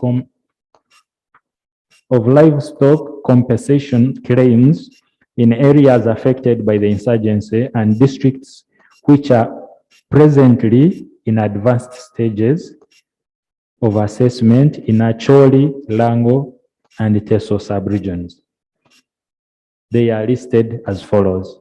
In Acholi sub-region, we are in Agago, Amuru, Guru, Kitgum, Lamo, Noya, Omoro, and Pader. In Lango sub-region, Alebtong, Amolata, Apach, Dokolo, Kole, Kwania, Lira, Oyam, and Otuke. In Teso sub-region, Amuria, Bukedea, Kaberamaido, Kaperebiong, Katakwi, Kumi, Ngora, Serere, Palisa, Butebo, Kalaki, and Soroti districts. The next stage of the exercise shall incorporate districts affected by the insurgency comprising of Karamoja sub-region, West Nile sub-region, Sebei sub-region, Bukedi, Budaka, Busia, how do you pronounce it? Budaka, Busia, and Tororo districts, and the sub-region of Busoga. The specific focus of the verification exercise is claims for livestock compensation. The rationale for focusing on livestock compensation is that the traditional economies of the affected sub-regions was livestock. The traditional economy for the affected sub-region was based on livestock mainly. Therefore, the loss of livestock during the insurgency severely impacted and affected the community's livelihood. As earlier indicated, compensation of the areas affected by the insurgency was cited in line with the priority areas specified by HE the President for the budget of financial year 2021-2022, as clearly indicated in the second budget called circular of the finalization of detailed budget estimates, paragraph 10, Roman numeral 10, dated 15th of February 2021. Additionally, the litigation by claimants and beneficiaries in the high courts of Guru, Lira, Soroti, Arua, and Imbale, and other claims focus on livestock compensation. In conclusion, the verification exercise in areas which are in advanced stages, i.e. Acholi sub-region with 16,946 claims, Lango sub-region with 42,042 claims, and Teso sub-region with 33,664 claims, totaling to 92,652 claims. The Ministry of Justice and Constitutional Affairs in the financial year 2020-2021 procured materials, that is data cards, to complete the final registration of the genuine claimants and beneficiaries at sub-county and district level, based on biodata including national identity cards and letters of administration for estates of the deceased claimants. The exercise, which shall be transparently implemented in conjunction with the district leaders and district officials, together with a committee of 20 elders, religious leaders, representatives, and other stakeholders from each of the affected communities, shall eliminate all fraudulent claims. Right, Honorable Speaker, we have tested this in Acholi sub-region, We have a committee. We want to have a committee of 20 people, but the committee we have now is of 9 people. It's led by a retired judge of the Supreme Court, Justice Galdino Kello, and we are working well so far with them.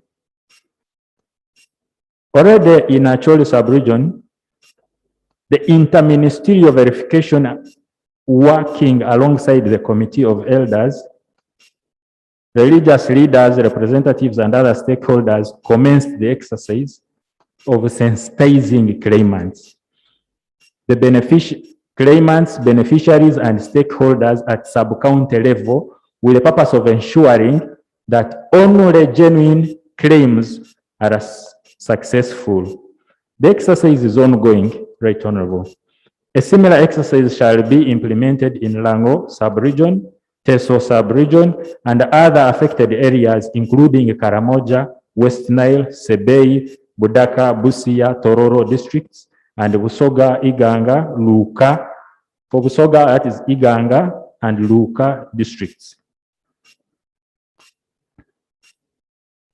The Interministerial Verification Committee, which is implementing the exercise, it is due to deploy in Acholi, Lango, and Teso sub-regions before the end of this month. The Ministry of Justice and Constitutional Affairs intends to conclude the entire livestock verification exercise in financial year 2020-2022, and accordingly settle all livestock compensation claims and cases.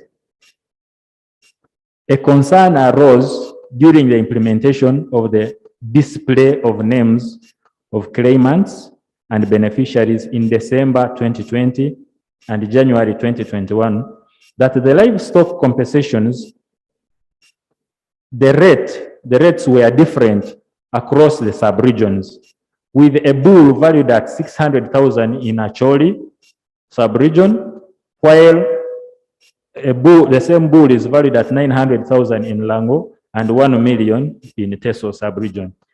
As a ministry, we intend to use one rate that cuts across. So it was resolved that the livestock compensation rate would be a harmonized rate across the sub-regions. A report with a final assessment shall be duly submitted to Cabinet and Parliament for due consideration. Right Honorable Speaker, you've talked about the meetings. We are operating, besides the ministry, the exercise being led by the ministry, we are operating with an interministerial committee for ministers in the sub-region. We have prepared a cabinet memo, but we are also due to agree on how to engage with the leaders and MPs from the sub-regions. So that interministerial committee is chaired by Honorable Grace Kuichinyi, the Minister for Northern Affairs. So we shall report back soon because we are going to sit and make a timetable on how to engage with the other people. So this is to clarify on matters raised due to earlier. Yes, my senior colleague, Honorable Bishop Sanyuar, is a member of that committee. So this report is intended to clarify on matters that were brought to Parliament in regard to this exercise. I beg to submit. Thank you, Honorable Minister.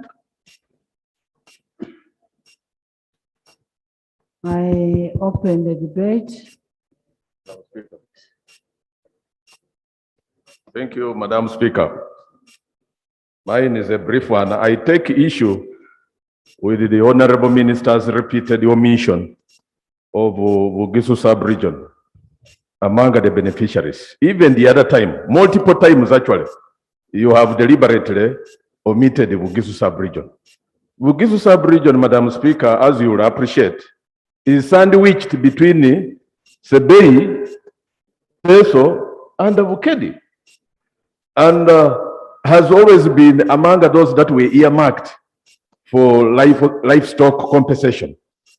I don't know why the minister has deliberately marginalized or rather left out Bugisu sub-region, Madam Speaker.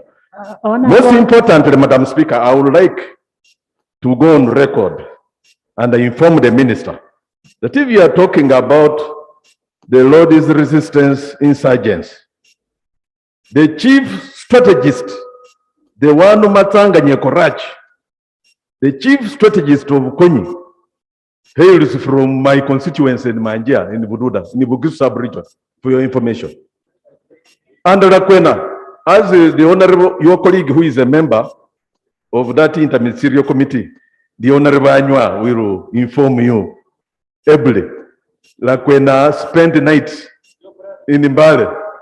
And so if you are talking about the spillage of these insurgents, you cannot leave out Bugisu sub-region, honorable minister. Thank you very Honorable much. Minister, there was an issue on Bugisu and Sebei that was raised by Honorable Chemonges William. So I think you need to handle that issue too in your next, okay. Right, Honorable Speaker, I do remember clearly how Chemonges William raised that issue. I will consult with my technical team, and for purposes of allaying my senior colleagues' fears, I have nothing personal against Bugisu. I will consult with the technical team because this is also informed by investigation of what actually happened, and these are government records that we are following. So once those records point us to the right direction, then Bugisu will be brought on board. Most Honorable obliged. Atkins. Information. Honorable Atkins. Thank you very much, Madam Speaker. I'm glad that government is paying attention to the citizens.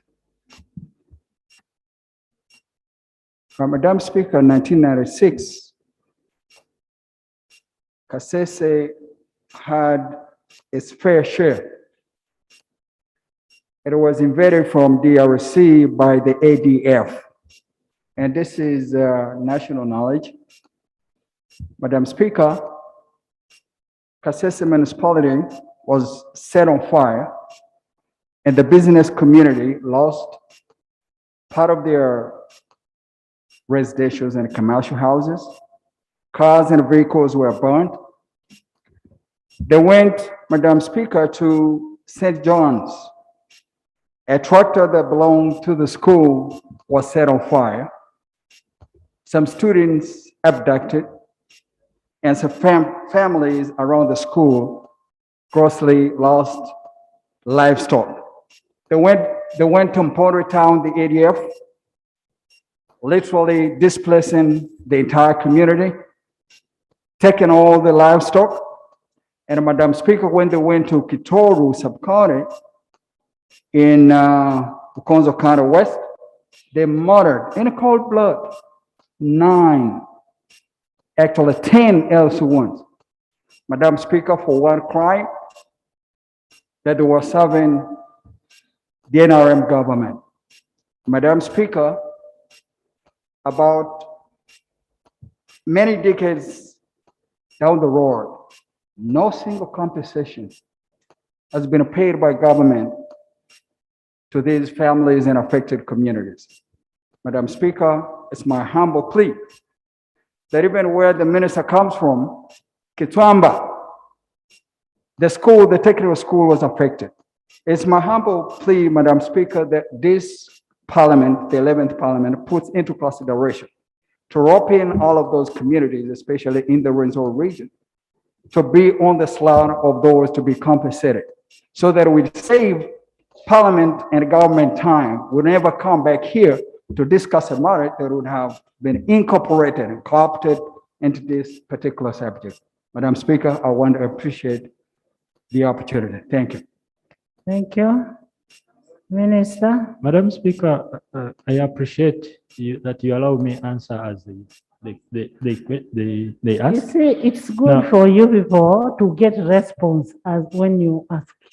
When you pile the questions, they will only answer one question, and you will have not benefited out of it. Why the hurry?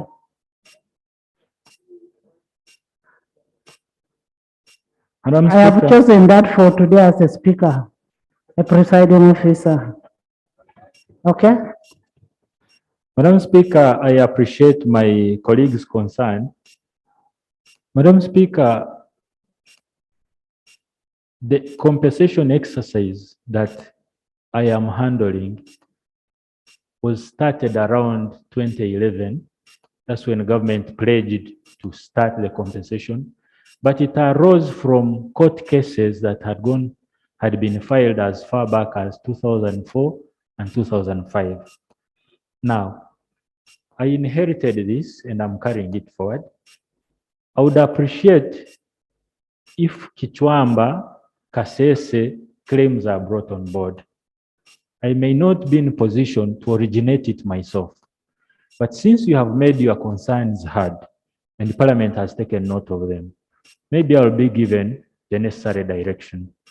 But my fear is every time we bring up something new, we shall be pulled back as far as the Northern compensation exercise is concerned. Because we have taken some steps. The last time I went into the field, they said, you promised us in 2011, you did not pay. In 2016, you did not pay. Now you are coming, 2021. So if now I say I go back to the drawing board, we start adding the other and the other and the other, we might be caught up by time. My humble request would be Parliament working together with the executive. We can segment these things and work on them concurrently. But let this exercise that has already taken some steps proceed as we bring the rest on board. I'm equally an interested party because I know people who died in Kichwamba. I have been approached by leaders from Toro Rwenzori sub-region about the ADF issue. And I tell them that I cannot right now combine the two because here we are dealing with livestock and I would want this to be originated so that we do it concurrently. Most obliged. What we also need to appreciate, there were court cases to the effect. And those court cases, there was one from the Acholi region, there was from Lango, there was from Teso, and that's what we should even be asking first, that how far have you gone with the issues of the court cases, paying of those people. And that's why the other time we're asking on how far you had gone on verification, especially on the people who won the cases. Right, Honorable Speaker, on the specific Catherine, I'll come to you. Specifically on the issue of court cases, I must say we are held back by the claims of the lawyers. In one of the cases, the lawyers claim is 53 billion. In another, it is 40 something. As In legal another, fees? I beg your pardon? As legal fees? Yes, as legal fees. And we are saying, if we are going to pay, if recently, you remember in the past, government had pledged 10 billion per sub-region. We attempted to bring a supplementary to get 30 billion to cover the 3 sub-regions of Acholi, Lango, and Teso. And that supplementary was shut down because the other sub-regions were not fully verified. During campaigns, the president pledged that he will put 50 billion in the sub-regions. Now, how do we pay 53 billion to an individual lawyer when the region alone is getting 50 billion? It is not practicable. And as we speak, we have taken steps as the Attorney General's chambers to liaise with these lawyers to see how far back they are willing to adjust, or if necessary, we go to court and do a proper taxation. But the 50 billion as pledged by government will be given.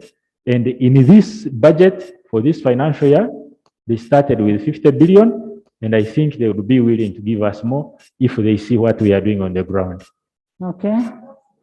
We are going, Procedure, the Madam issue Speaker. is a concern of Acholi Procedure. sub-region, Teso sub-region, Lango sub-region, not so? Sorry, somebody has talked. West Nile. I am giving one person from the sub-region. Honorable Call, you will come with the procedure, Catherine, don't worry. Honorable Call is speaking for Acholi. Madam Speaker, I am actually shocked to hear the statement coming from the Deputy Attorney General today, especially when he's telling me that the money was not appropriated for payment of the people from Acholi sub-region. I met the Deputy Attorney General in Gulu in Centenary Bank, and he told me it was 2 weeks to the time of voting. He told me that particular week, people were going to get paid in their accounts. Madam Speaker, if you remember, just before we went for recess, the Attorney General came on the floor of Parliament and said verification for Acholi sub-region is already finished. Even Lao sub-region is already finished, Teso is finished. Now today, the Deputy Attorney General is coming on the floor of Parliament to tell us the verification is still taking place now. Now, when you're talking about the Acholi sub-region, I don't even know how many times the verification of this going on. I wonder the kind of verification they are talking about. And then, if anything, the people who have been coming many times for verification, many have died. They have opened accounts many times. And up to now, the people are still asking what is the problem.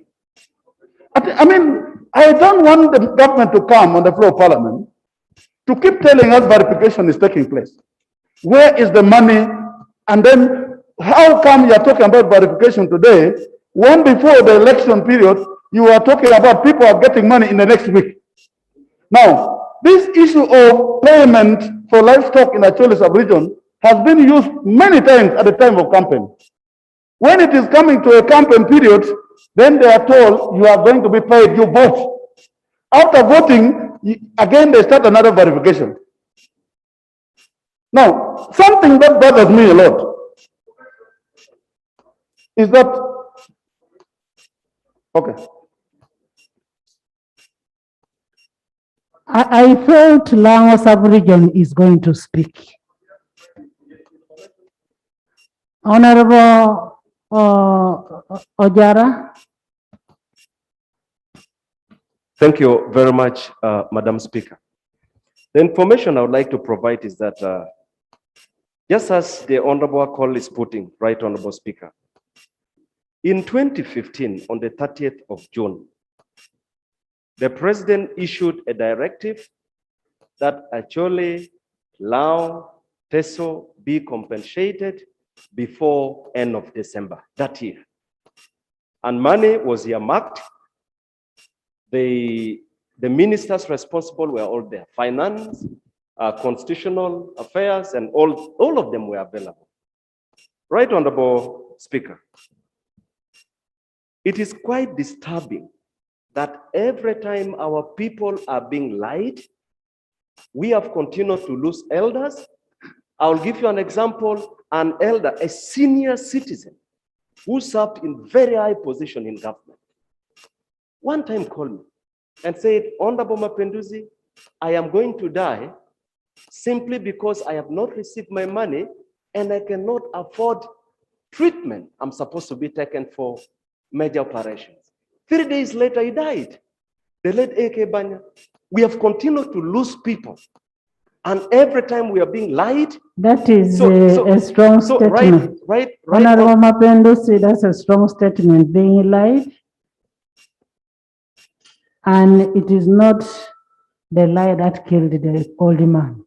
Right, Honorable Speaker, I apologize, but I think that is the best way to express our level of frustration, and our people have continued to suffer when every time promises are made, even when the president issues directive, people don't listen. I'm sure even this report, we will have another report. I believe in you, Honorable Speaker, that you will make a difference so that next time we don't get the same report. It's a song. The next report we are going to ask for is a report of payment. That is the report we are going to ask for. Madam Speaker, I would like to really applaud you for talking about the next report coming from the Attorney General Office to be about the people who have been paid. I therefore request now that before we talk about the verification, what about the 16,000 claimants who have been verified already?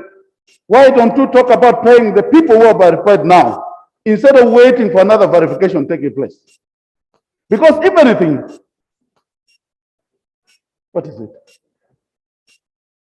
Can you finish? Madam Speaker, I'm sorry. Can you finish? I respect the Deputy Attorney General, but the way he's behaving today, I'm It is surprised. actually because I've given you a lot of liberty in the microphone. Madam, I want to give additional statement, actually information.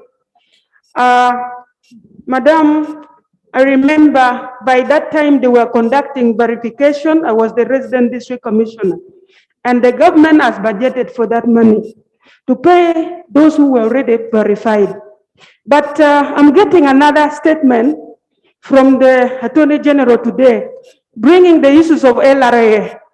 So if the issues of LRA compensation is coming, then we need more information because we have people who have been affected in various ways. We have the landmine survivors. Some of them have lost their arms. Some of them have lost their legs. Then again, we have some people whose lips were cut, whose ears were cut. They should also be included. Should not be now only livestock. I beg to submit. Catherine. Right Honorable Speaker, I want to thank you for this opportunity. I stood up about 3 times on procedural matter for a reason. But now that you've given me the chance, let me bring this out.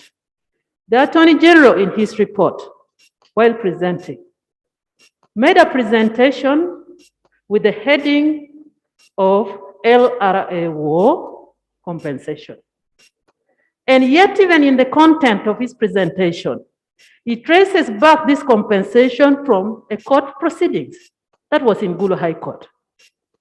The origin of the compensation, the cattle compensation of the actually people which is being talked about, which is at high advanced stages, Madam Speaker, originated from the NRA war, not LRA. Record must be put straight. And on that matter, the presentation by the Attorney General to me, even proceeding to debate this report, he may be proceeding not rightly. So the origin of this compensation, cattle compensation, started way back during the loss that a number of claimants got in 1986, 1989. That even they had commitments that were some of them in writing. They went to court. Government opted to settle the matter out of court. That is how they ended up into compensating these people. Now, Madam Speaker, today, the Attorney General is supposed to present a report on LRA war compensation. I want to be clarified by the Attorney General. Are we handling these two together as one, or these are two different things? It must be put clear. Madam Speaker, on the LRA war compensation, a number of times we have talked in this House, a number of petitions were brought in the previous Parliament on the LRA war compensation. Government's response has always been there was no legal framework that could guide them better on handling compensations of war. And in 2019, Madam Speaker, government of Uganda passed the National Transitional Justice Policy, which takes care of all this now. I want to be clarified by Attorney General. The compensation of the LRA war can be well taken care of under the National Transitional Justice Policy. So to me, Madam Speaker, I look at two things, not one. The cattle compensation that originated from the court directive, which stands alone, and the LRA war compensation. I beg to submit, Madam Speaker.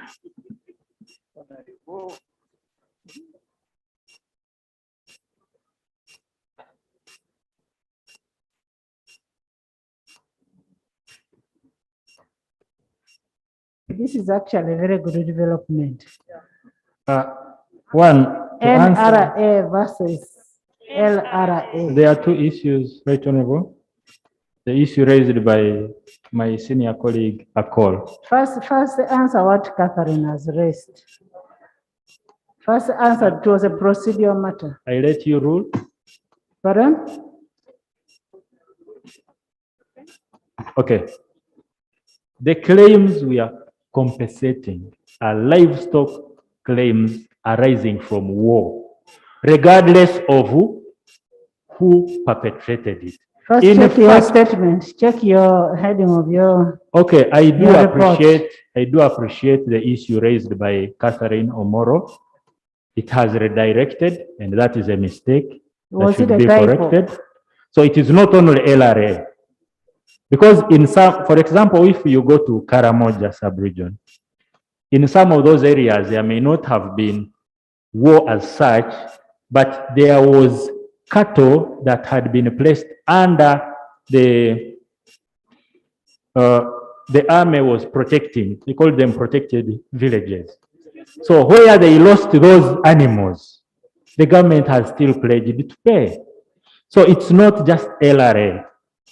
You And see, it's not- you see, what Catherine is raising is in your status report. You're talking about the LRA, not NRA. What she thought you'd have done is to combine either first discuss about NRA or combine both of them. So which one are you handling? I know Right, it's Honourable just Speaker. fearing to talk, but she's one of Right, Honourable Speaker, the affected persons. we are combining all.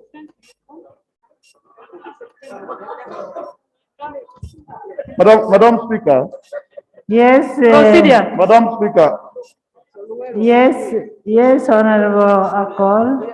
Madam Speaker, I think the best we can do for Attorney General is make sure that he should go back and come back on the floor of Parliament. Because he doesn't even understand the claim he's talking about now. Because in real sense, Members, listen. in real Listen. sense, the case which was in court was the NRA compensation, not LRA. The LRA registration took place by the current Secretary General of NRM, who registered the LRA victims. And that has never, they have never talked about the compensation. If he's combining the two, then he has to go back and sit to his chamber, in his chamber, and come back with another statement. Because this one is not covering the registration for the LRA victims and the people to be compensated. You see, Madam Speaker. by me making an order that sit with the MPs from respective sub-regions, it was with a reason. You would have understood what is in a particular region. Now, you did not appreciate why I said that. And now you're going back to sit with those regional MPs and agree on what is coming from each sub-region. Next item. Procedure, Madam Speaker. You're going back, have a meeting. I want a report in the next 2 weeks. Procedure. Item. Next item. Item 3.3, statement on the merger of ministries, departments, and agencies.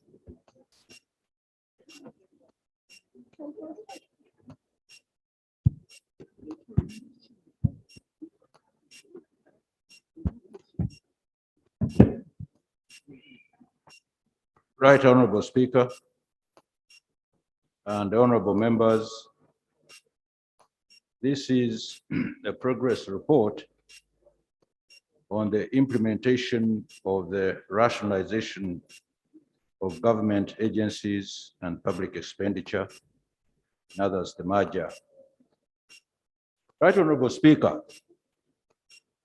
Cabinet on the 22nd of February 2021 took a decision to merge, to mainstream and rationalize government agencies, commissions, authorities, and public expenditure to facilitate efficient and effective service delivery.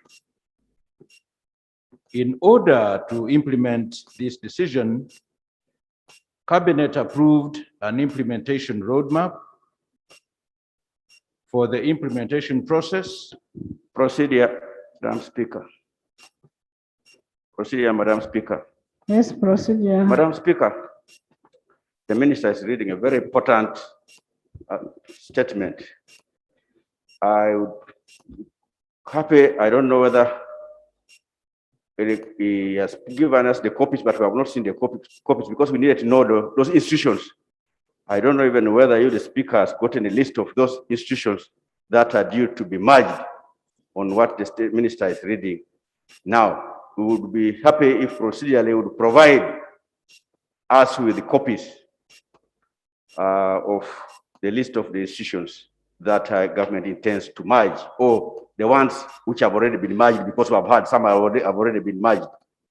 So, Honorable Minister, Madam Speaker, with the mission, whether it's procedural right for him to see when we don't have those institutions that are intended to be merged. Thank you, Right Honorable Speaker.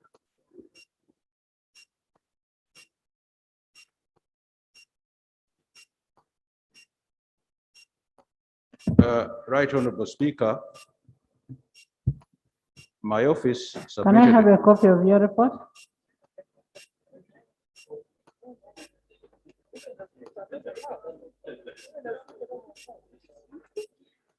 Right Honorable Speaker, my office submitted a copy of this report to the office of the clerk. And it was my belief, honest belief, that this copy of the report, as usual, would be uploaded on our iPads. And a quick consultation here with the clerk. What the Honorable Member of Parliament is asking is the name of the institutions that are supposed to be merged, the names of the MDAs, which MDA is supposed to be merged with which one. That's what he's asking, the list. Is it there in your statement? Yes, Right Honorable Speaker, it's there in the statement. It's on page what?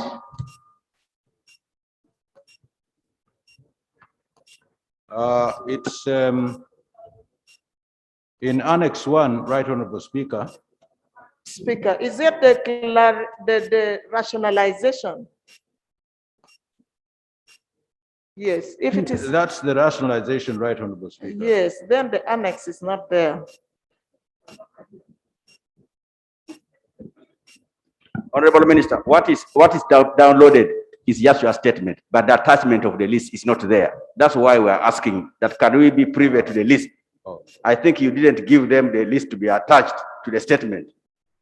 Because if we are saying there are 157 government agencies which are supposed to be reviewed under this rationalization of government agencies, which agencies are those? We need to know them. Speaker, it's unfortunate that the annex was not uploaded. I would request, Right Honorable Speaker. Can we go to the next item as you get us that list? Precisely. Because we can't debate in speculation. Item 3.4, statement on the general overview of the performance of Umeme.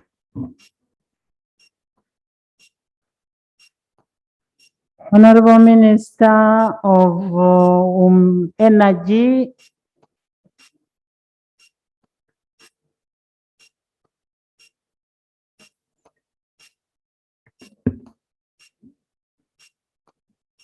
Right Honorable Prime Minister. No, sorry.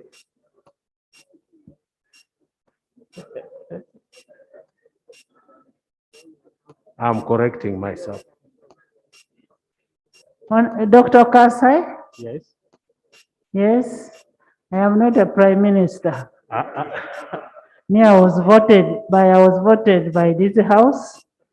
I wasn't appointed. I'm sorry, Right Honorable Speaker.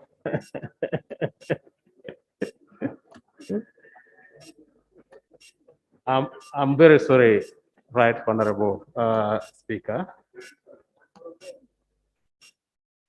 Right Honorable Speaker and honorable members of this House.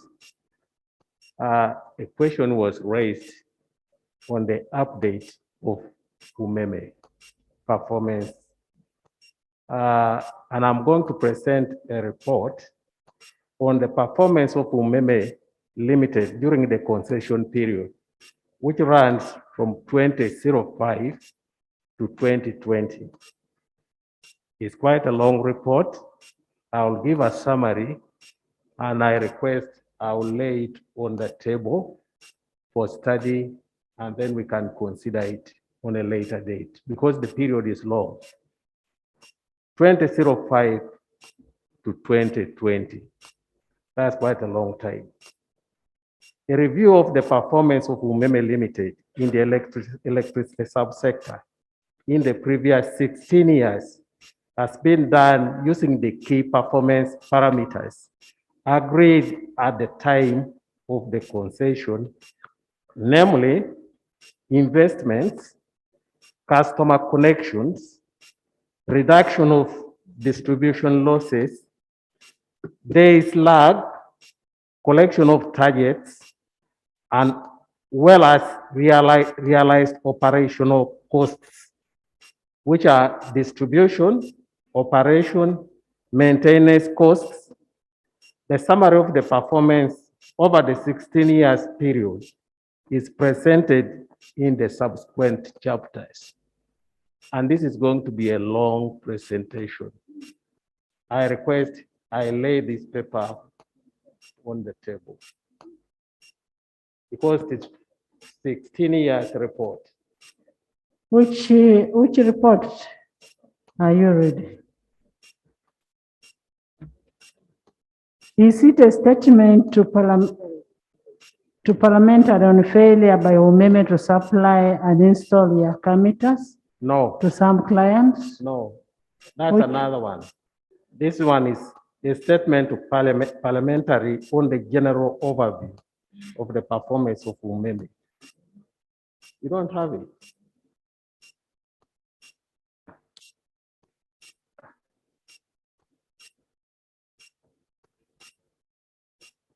It's not on other paper.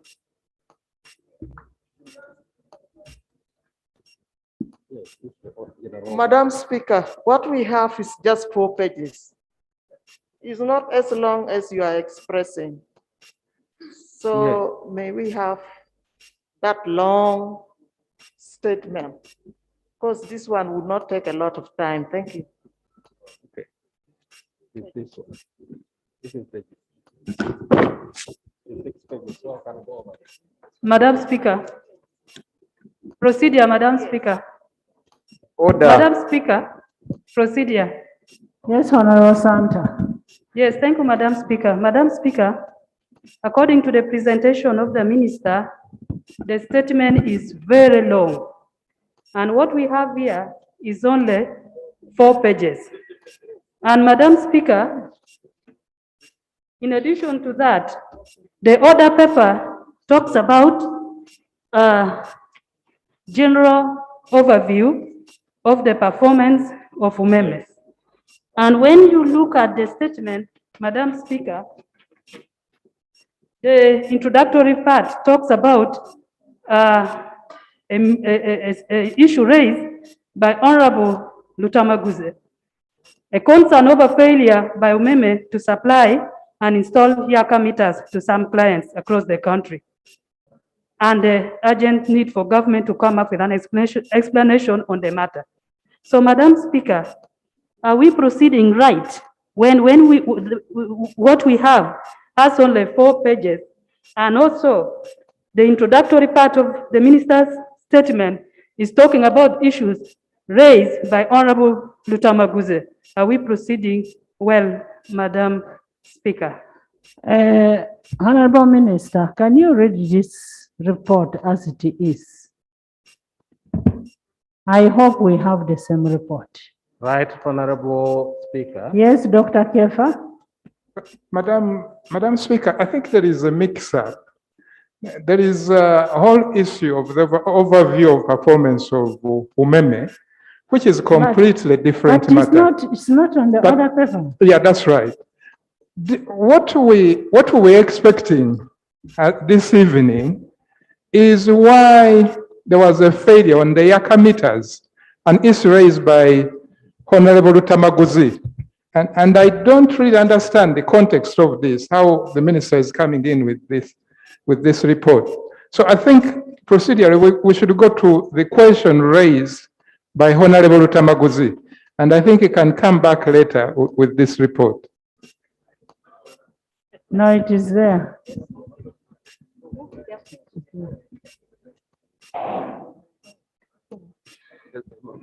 Excuse, Madam Speaker, for that procedure. Yeah, thank you, Madam Speaker. Madam Speaker, what we expect from the Honorable Minister, I remember last time members raised concerns about Umeme. Others were raising the concerns about the Yaka meters. Other members of Parliament were raising concerns about the polls. Other members were raising the matters about Umeme being very expensive. And we from Northern Uganda, we raised concerns about Umeme being irregular. In a month, we may have Umeme constantly for less than 14 days. In other days, we have load sheddings. So we expect Honorable Minister to come up and answer the queries of honorable members. It's not a matter of going into so detail as he claims. He claims he has around 200 pages of the report. We are not in for that. Let him respond to queries raised by honorable members. And that is what is in the other paper. The other paper says the general overview of the performance of Umeme. So let him be brief and tell and answer the queries of honorable members.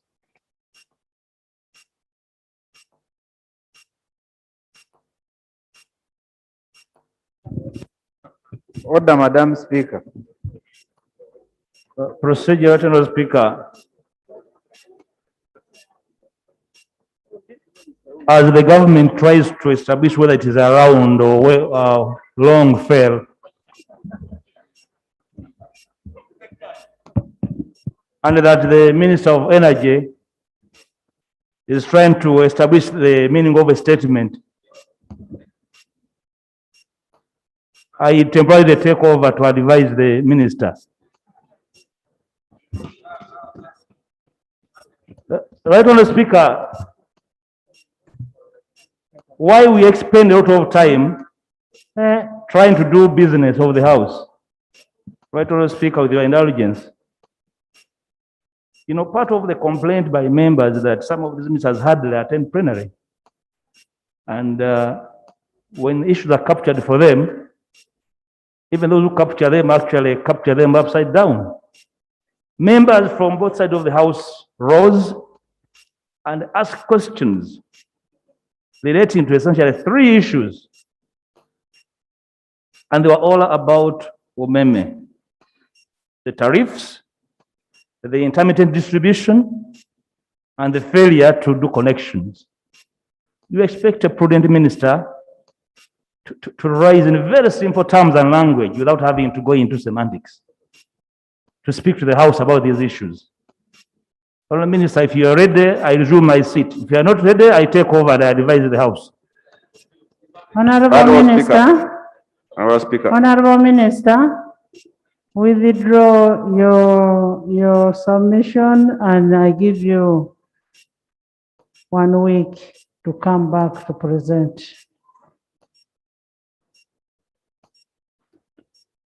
Yeah. Right, Honorable Speaker. Right, Honorable Speaker. To avoid any. I have said. Right, Honorable Speaker.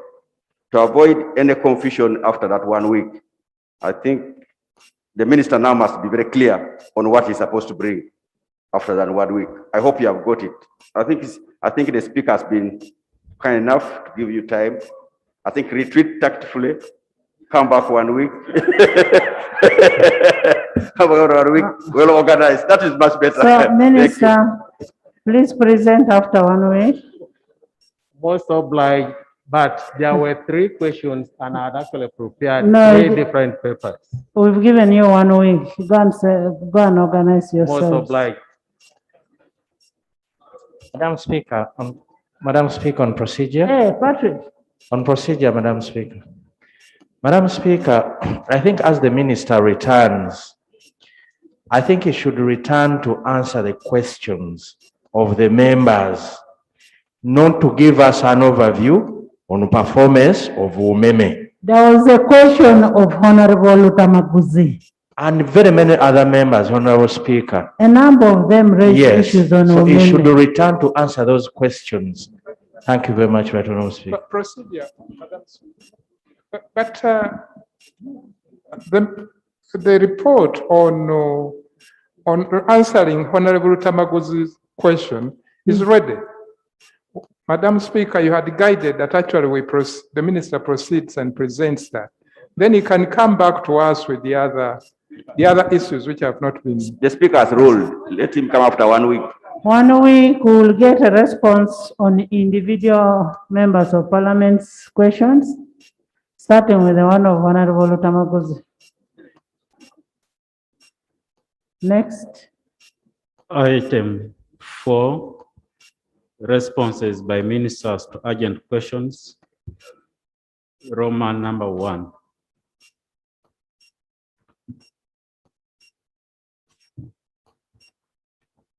On the looming Minister of drought in Public Lam sub-region. Service, remember your issue is pending and is a hot one.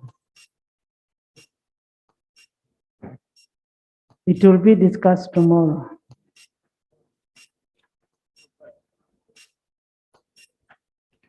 Most obliged, Right Honorable Speaker. I'm reliably informed that actually the annexes are actually being uploaded on members' iPads. We shall be ready, Right Honorable Speaker, to discuss this issue tomorrow. Thank you.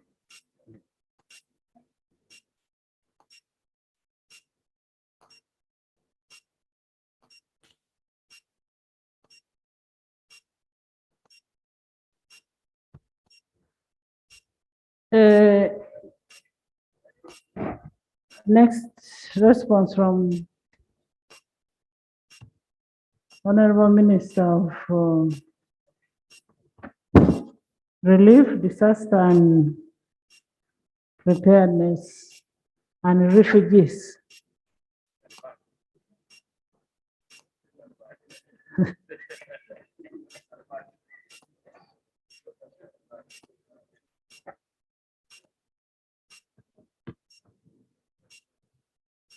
Thank you, Right Honorable Speaker. Right Honorable Speaker, I stand to respond to the issues raised by members.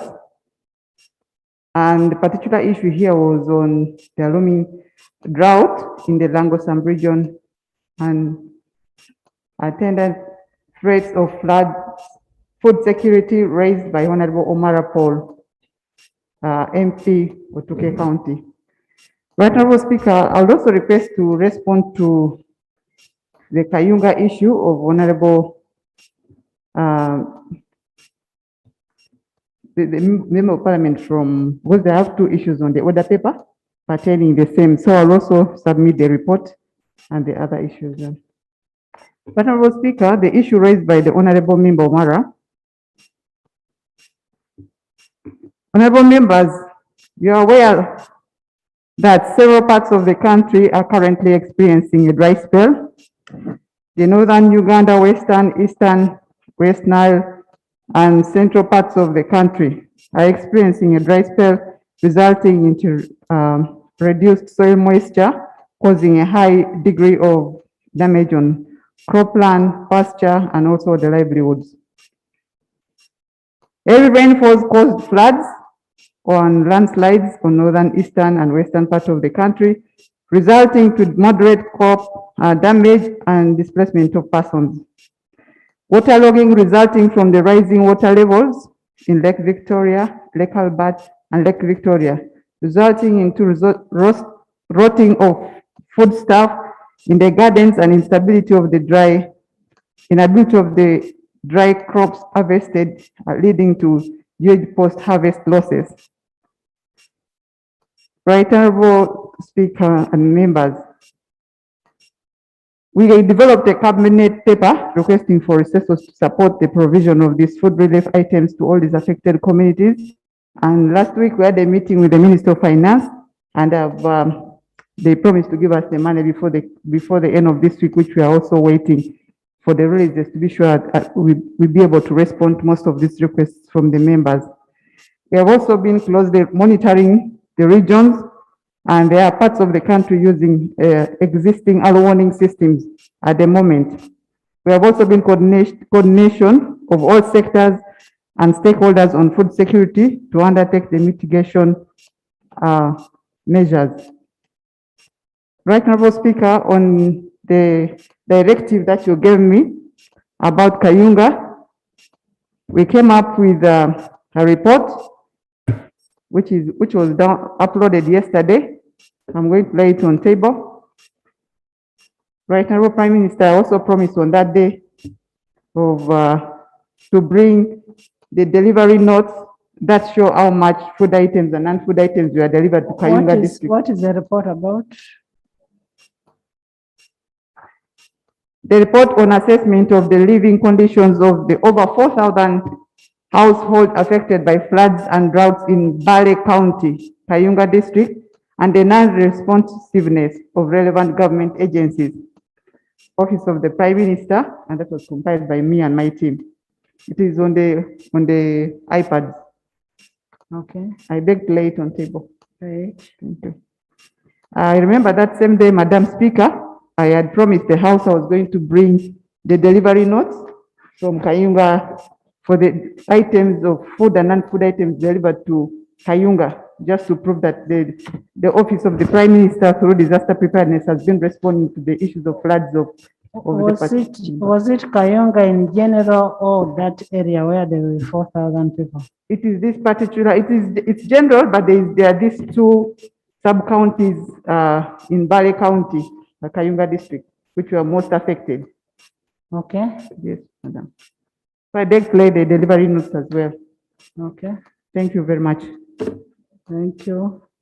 On the issues of the Afghanistan, we shall come here with a proper report, Madam Speaker.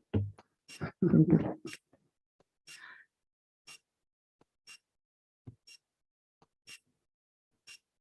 Minister of Security.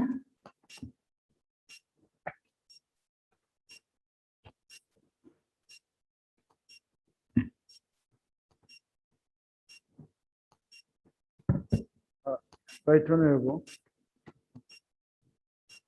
the Minister of Security, I've got an emergency. He won't be here today. We request that he'll be coming over very soon. Thank you. I hope the Right Honorable Speaker has heard me. Madam Speaker, my counterpart is not audible enough. I don't know whether he's not telling the truth or is trying to hide something. Could you please try to be audible, Honorable Tayewa? Right Honorable, I'm fasting, so that's why I had issues, but the Honorable Minister of Security will be here next week to answer. Thank you, Right Honorable. Thank you. Minister of Tourism.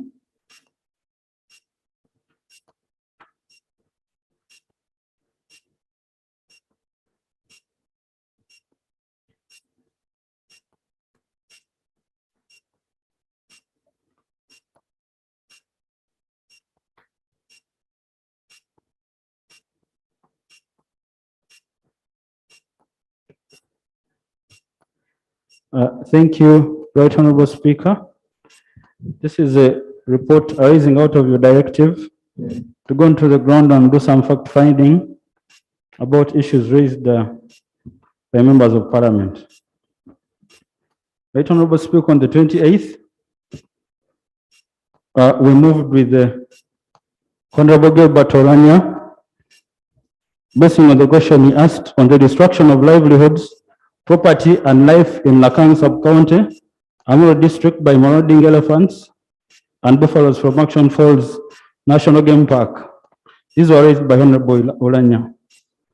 Right Honorable Speaker, in consultation with the Honorable Olanya on the 28th of July 2021, we held a meeting with the district leadership of Amuru, who shared a comprehensive report about the human-wildlife conflict in Amuru. We moved to Lakang sub-county, where we met the sub-county leadership, village chairpersons, and the affected community members. We visited the family of the victim, who was attacked and killed by an elephant, the late Akong Esther. And we promised with the war team to support the family of the deceased, and right now the process is ongoing. We're also in consultation with the Ministry of Disaster to see how they bring in some relief to help the affected families who lost a number of their food crops to elephants. Right Honorable Speaker, we also agreed with UWA to visit some of the patients that had gotten injured because of elephant attacks.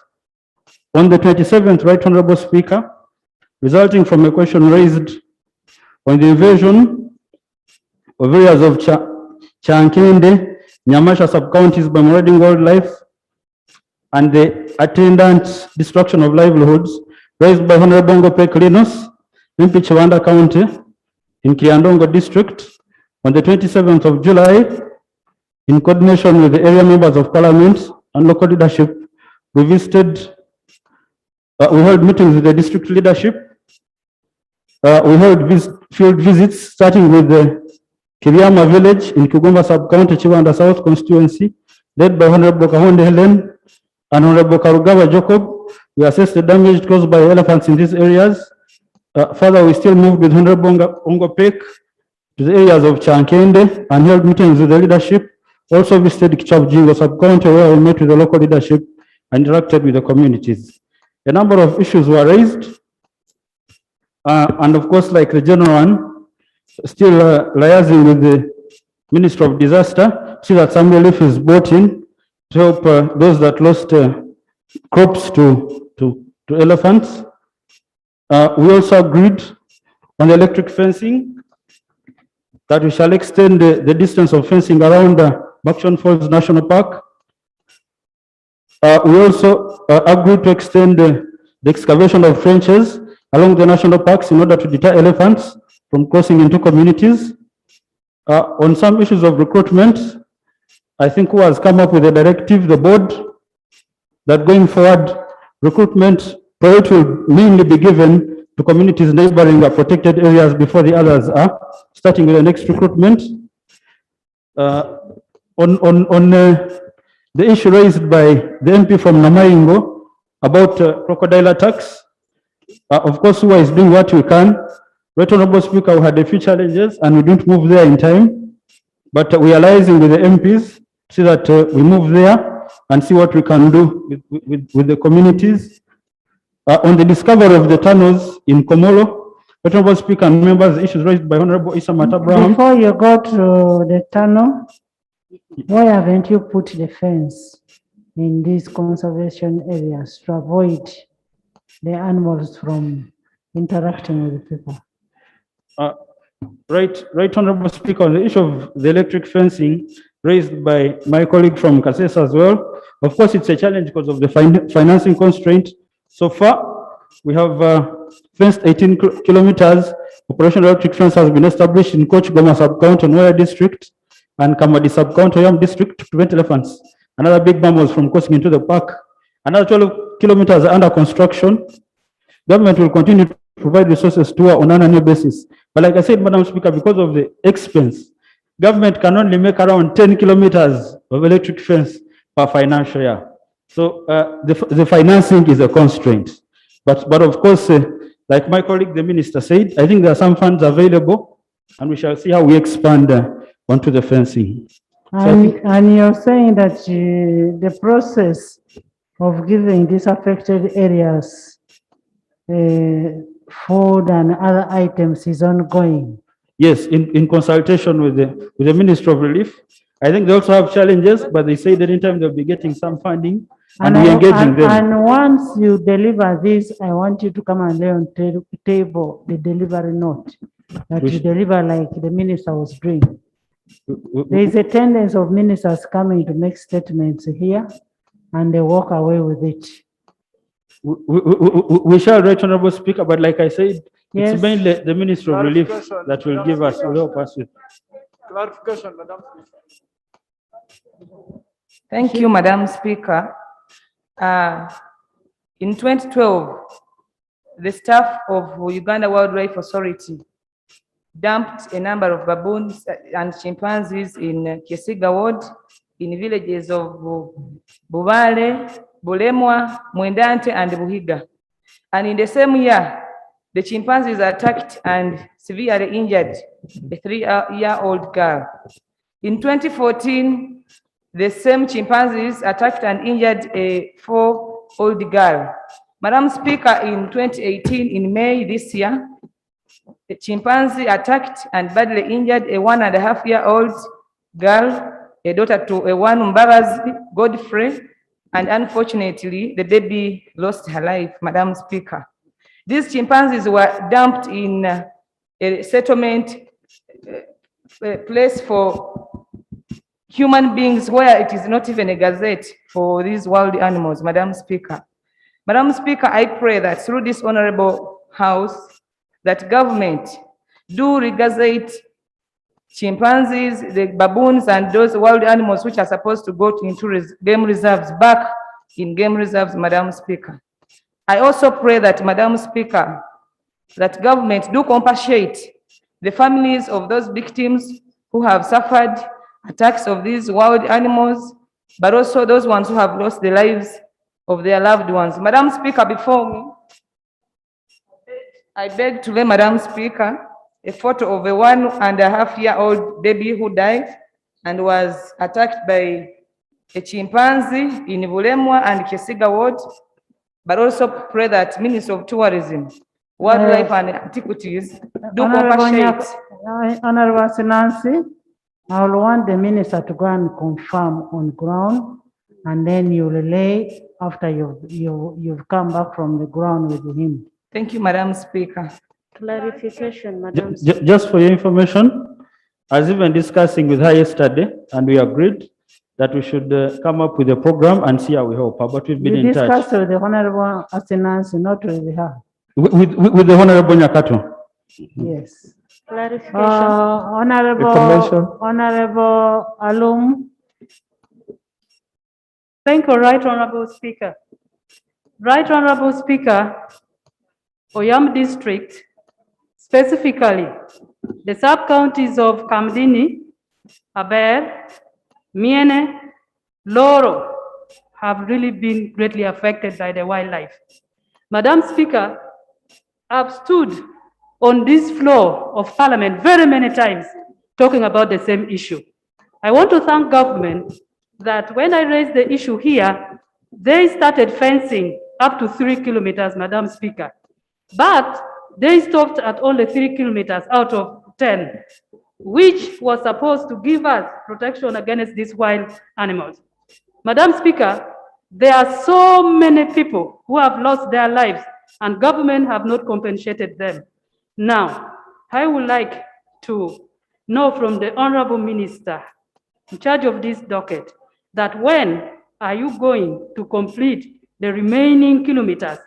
Right now, as I talk, Madam Speaker, very many crops are being destroyed, and Uganda Wildlife Authority cannot do anything. We have not seen any compensation. So, Honorable Minister, when are you coming to Yam District to address these people? When shall we see you on the ground? I remember interacting with you, but maybe I would like to get an assurance of the compensation, of the fencing, and we see how this problem can be solved once and for all. I thank you, Madam. The minister already talked about money. They don't have money. So you have to choose between bringing a request for money in this house or losing voters outside there. Clarification, right, So Honorable you Speaker. need to have a choice. We need our people alive. We need their crops alive. So the best thing you can do is to ask this house to give you money for fencing. Because you cannot continue coming here lamenting no money, and yet we are losing lives. All these people who are standing are coming from those wildlife areas, and the issue is the same. So how are you going to, every time you're coming here, you're responding to one? If I was you and if I was a minister, I would take time and move from one area to the other to make sure that you get the problems that are affecting those people. Information, Madam Speaker. Thank you, Right Honorable Speaker. Information to the Honorable Minister and the House. I come from the tourism fraternity, which has just sent me a message when they saw the minister on the floor of Parliament. We thank you very much for the electric fence, but would you please involve the tour operators in this country, whom I am one of them, I do tourism, so that they will advise the ministry, because one of the reasons for electric fencing in Chambura, Queen Elizabeth National Park, even our tourists themselves, they get interfered with. For several times, they have complained to us as tour operators in this country. So could you please involve the tour operators in this country? They will be very, very helpful in that. Thank you very much. Honorable Babiko, then. Thank you, Right Honorable Speaker. I want to thank my brother, the Honorable Minister, for the submission. But Right Honorable Speaker, we have been affected as people of Umeme, specifically Arinyapi Sub-County, from 2013 to date. We have been following only one promise. We lost 3 people and who went and made commitment. Now the families of the deceased are blaming us as the leaders for not following. And we have done our best. Therefore, Right Honorable Speaker, as I agree totally with you and support you in the decision you have put forward, I request that the minister and the ministry takes initiative to visit these families, because now they feel we are betraying them, and as politicians, it affects us also politically. Therefore, I request that Honorable Minister, you get to Umeme and we go and visit those families so that you listen from them. Thank you so much, Right Honorable Speaker. Thank you. Thank you, Right Honorable Speaker. Member to this House representing Busilo South constituency. I thank the Minister for the information, and I want to give him some additional information with regards to my constituency. We have an appalling situation in Busilo South. You know, it has an island, and that island has several other sub-islands. And along the several sub-islands, we have these aquatic mammals that do attack people and kill them. They are actually in the shape of hippos. They say hippos, but I'm not sure if they are hippos or drones, because they attack people, they kill them, and they just leave them there. So I'm kindly requesting that you also pay a visit in my constituency. Thank you so very much, Right Honorable Speaker. Yes, Honorable Minister, can we first hear from you? It is the same thing, you're in the field with the minister. Information. You were in the field with him. Indeed, we are in the field with my brother, Honorable Anya, and at least for him, a number of issues we already handling. So, thank you so much, Right Honorable Speaker, especially for the guidance and the advice.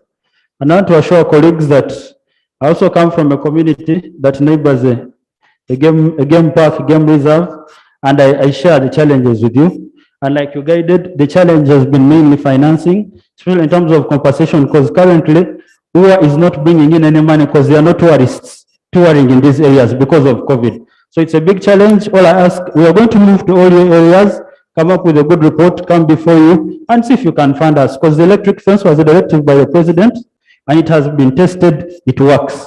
The challenge is the financing to have it run in this community. So we shall come back to you, Right Honorable Speaker, to this house for financial support. Thank you. Information. Yes, Madam. So much. Thank you, Madam Speaker. John, your neighbor first. I thought I'm the one, Madam. Next is you. Yeah, thank you so much, Madam Speaker. No, they say, listen,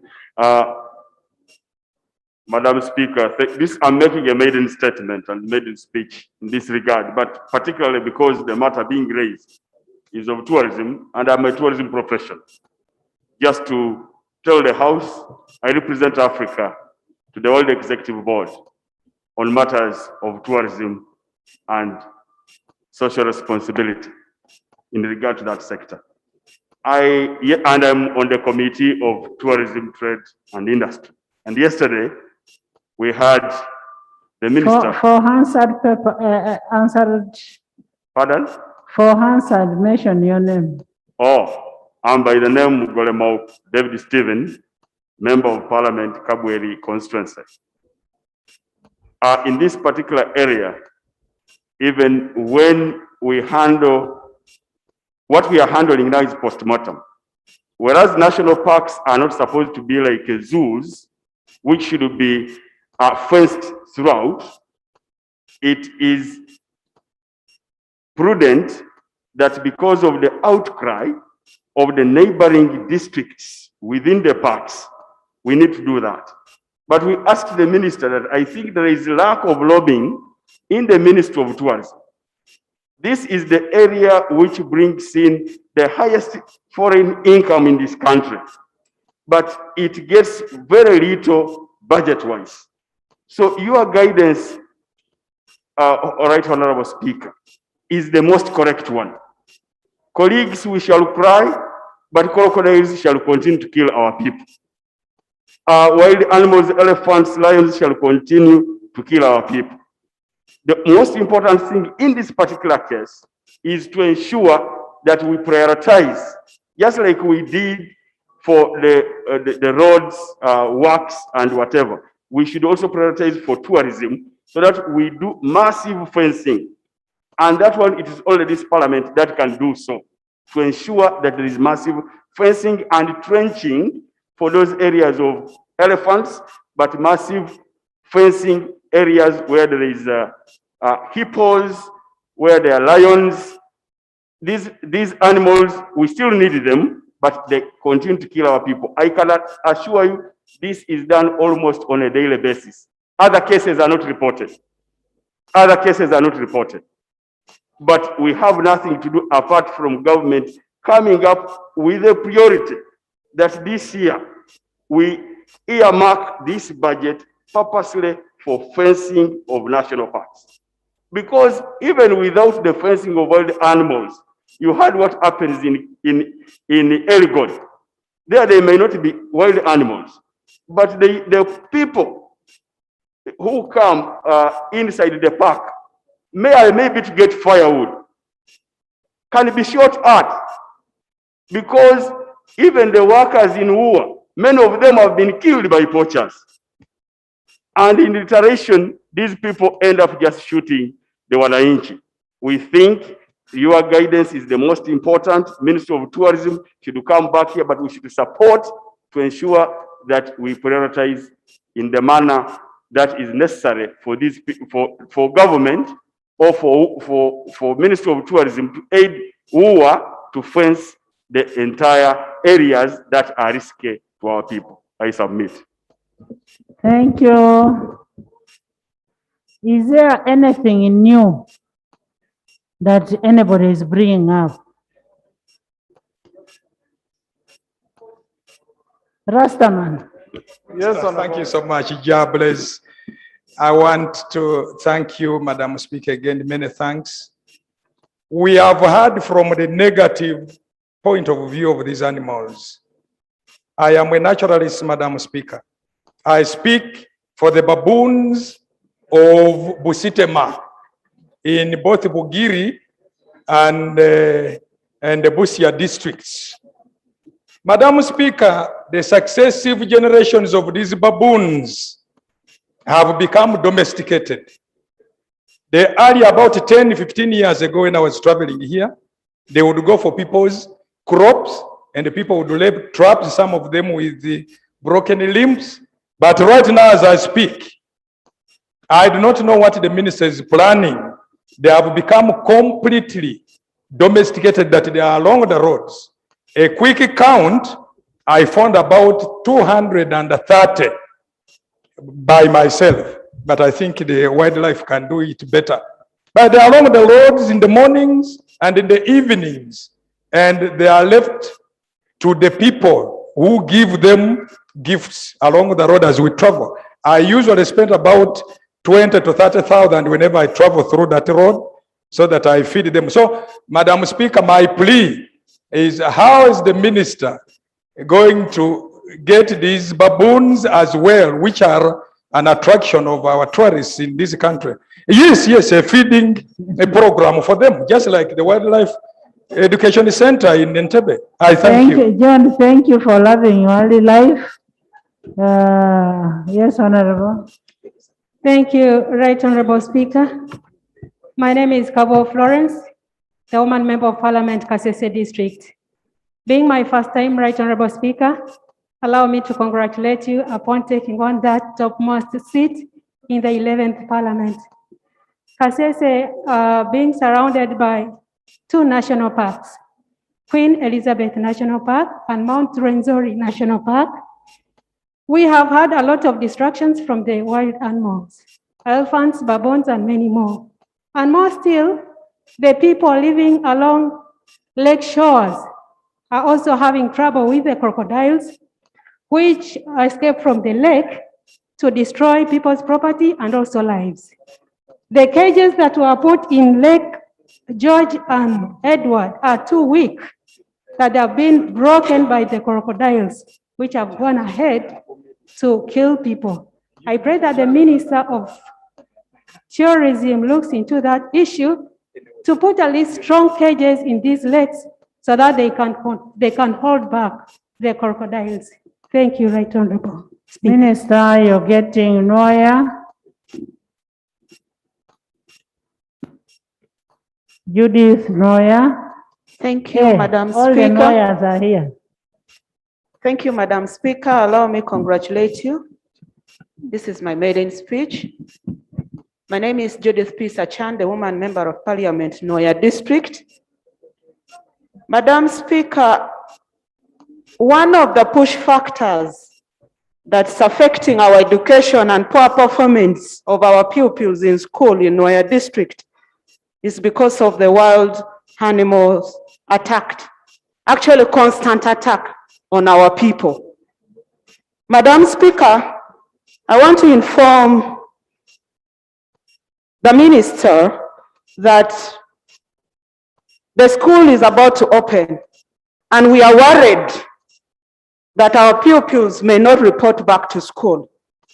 We have the sub-counties bordering the park, that is Lee sub-county, bordering Oyama and Noya district, the Anaka sub-county, Purongo sub-county, Purongo town council, Gotafoyo sub-county, all bordering the park. And because we have the challenges in education system in Noya district, where the government education system of every parish having a school, it is affecting us because our pupils have to walk 5 to 10 kilometers to school. And always they are affected, they are attacked by the elephants. Some have lost their lives and not even compensated. I would interest the minister in this docket. Please, we have evidence. Even my honorable colleague members from Pakwach side can bear us witness. Each and every month, we are transporting corpses to Pakwach district. People who have been attacked in their farms in Nwaya district. The season for rice, men are getting pregnant because they are blowing trumpets to chase away elephants. Women are not producing because the men have to sleep outside in their farms to protect food crops. Madam Speaker, I beg for protection. This is my maiden speech. This is an alarming issue. It's a disaster in our district. So we humbly request the minister, please try to tour around these districts affected by the wild animals and we forge a way forward. I beg to submit. Honorable Minister, I am ordering you to tour around all the districts that are affected. Information.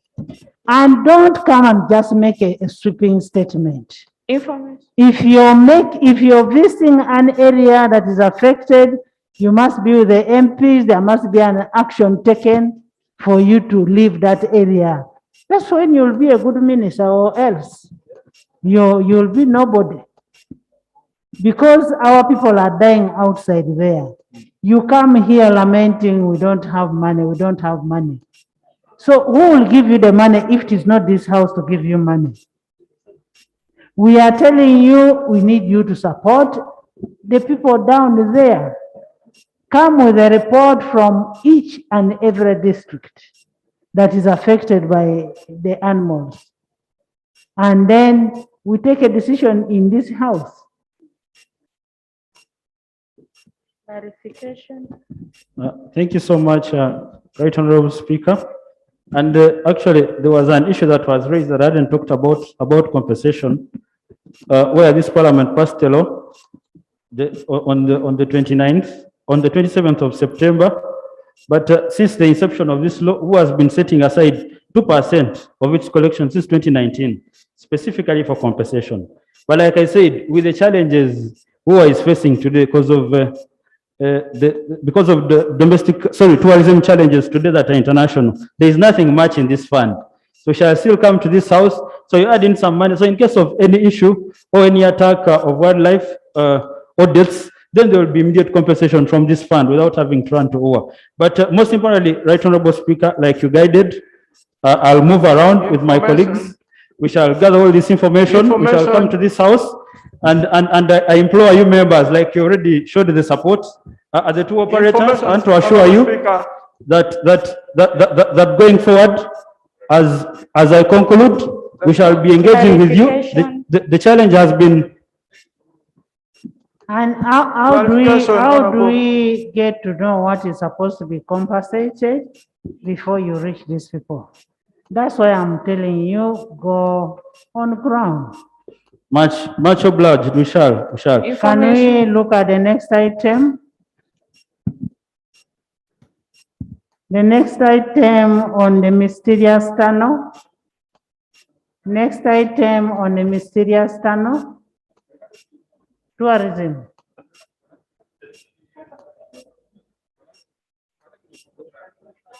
I don't want a vote of thanks because you have not achieved anything.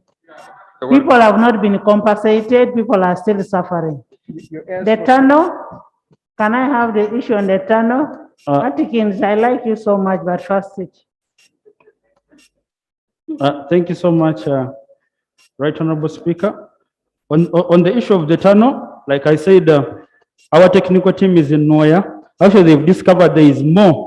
The tunnel is in Ngora. Sorry, in Ngora, Right Honorable Speaker. They've discovered that there is more than one tunnel, and there's a team coming up with a comprehensive report.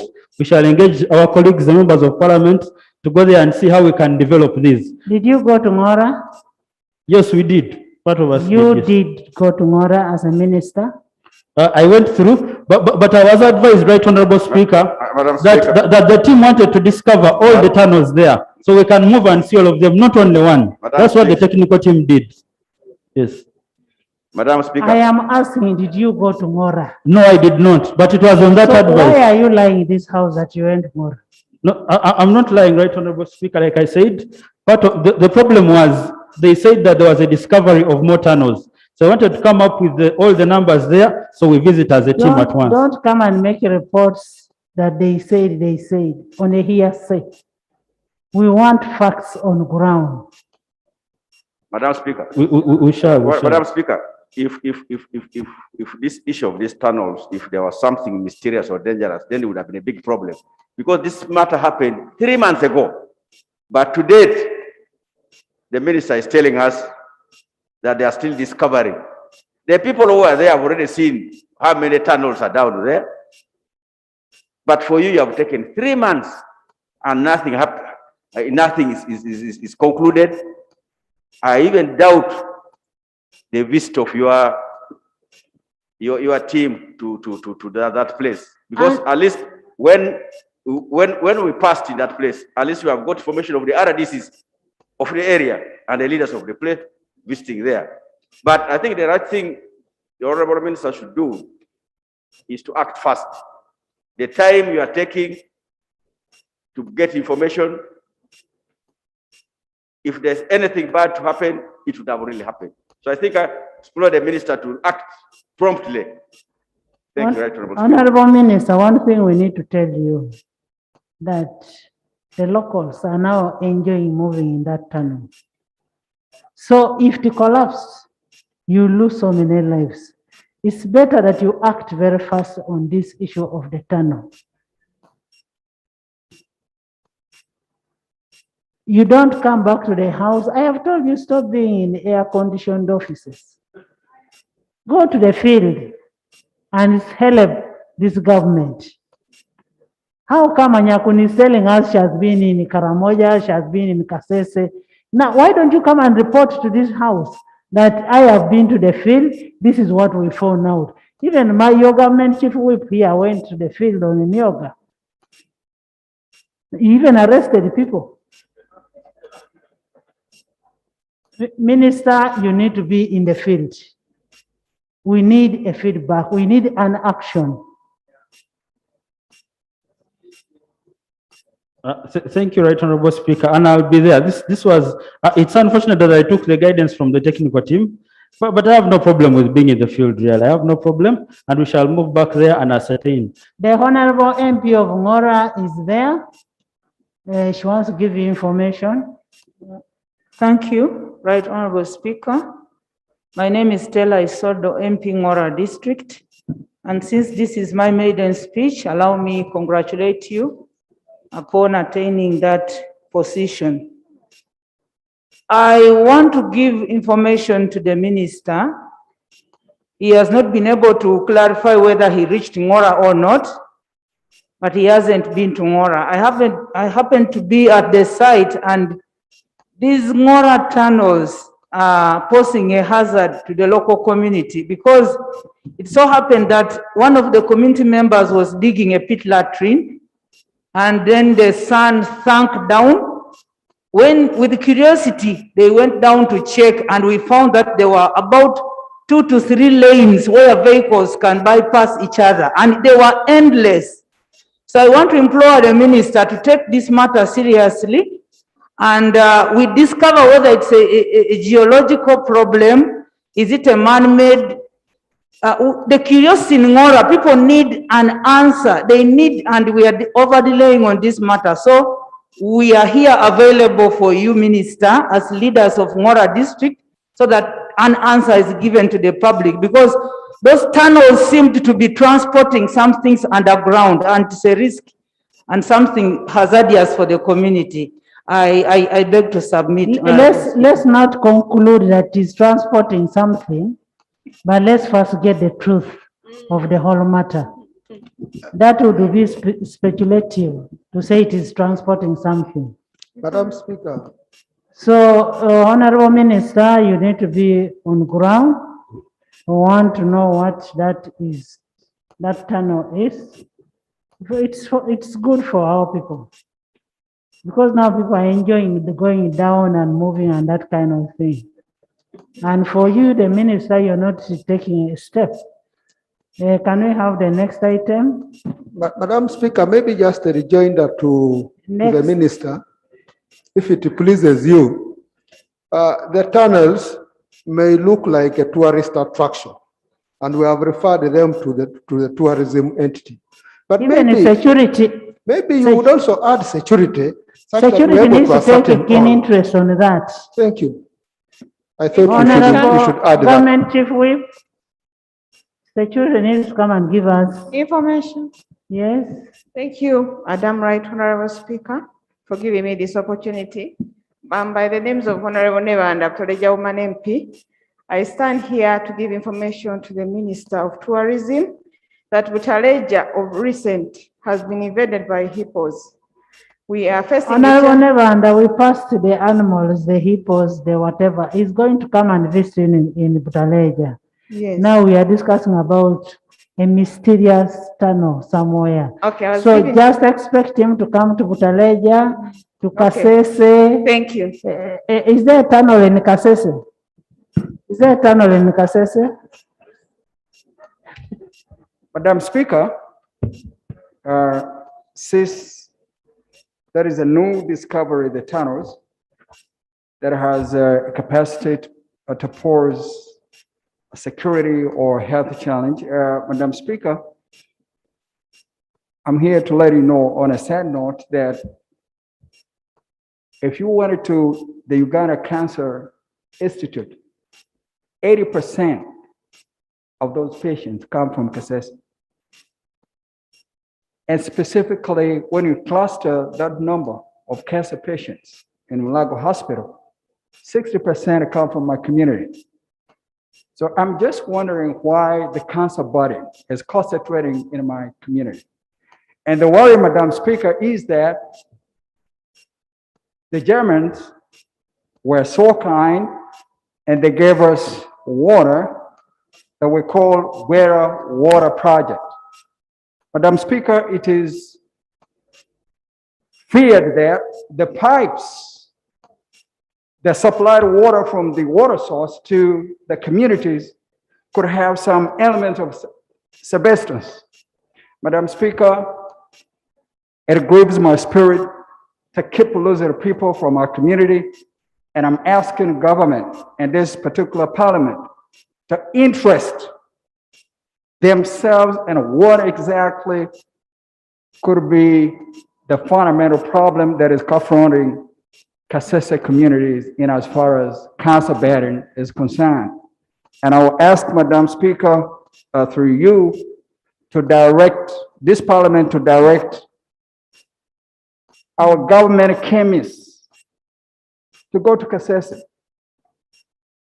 specifically try to analyze the layers of the pipes so that we know exactly what could be the problem or why Kasese communities are accounting for a higher percentage of cancer patients in the hospital.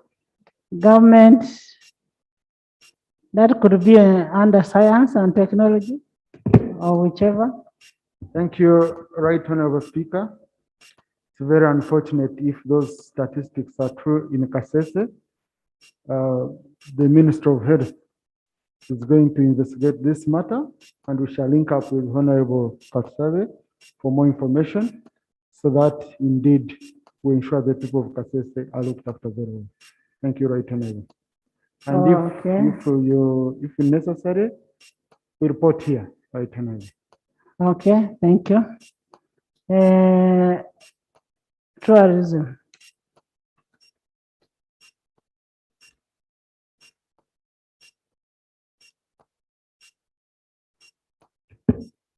Right Honorable Speaker, I already spoken to the issue of the 2019 Wildlife Act. The question that was raised by Honorable Njimana James of Roji Kaberuka. Right Honorable Speaker, I wish to inform the House through Right Honorable Speaker that Section 82 to 84 of the Wildlife Act of 2019 provides for compensation for loss of life, property and injury caused by wildlife. The Ministry initiated the process of developing regulations to operationalize this and other clauses. I'm happy to report that the first Parliamentary Council has finalized the drafting of the regulations and that will soon be gazetted to guide the compensation for loss occasioned by wildlife. Uganda Wildlife Authority has, with the commencement of the Act on the 27th of September 2019, been setting aside 2% of the revenue collected from tourism services as compensation fund in line with the Act. Unfortunately, COVID-19 pandemic has greatly affected the tourism revenues, and therefore, what is set aside for the compensation fund is so little. What is available cannot definitely meet the demand for compensation claims.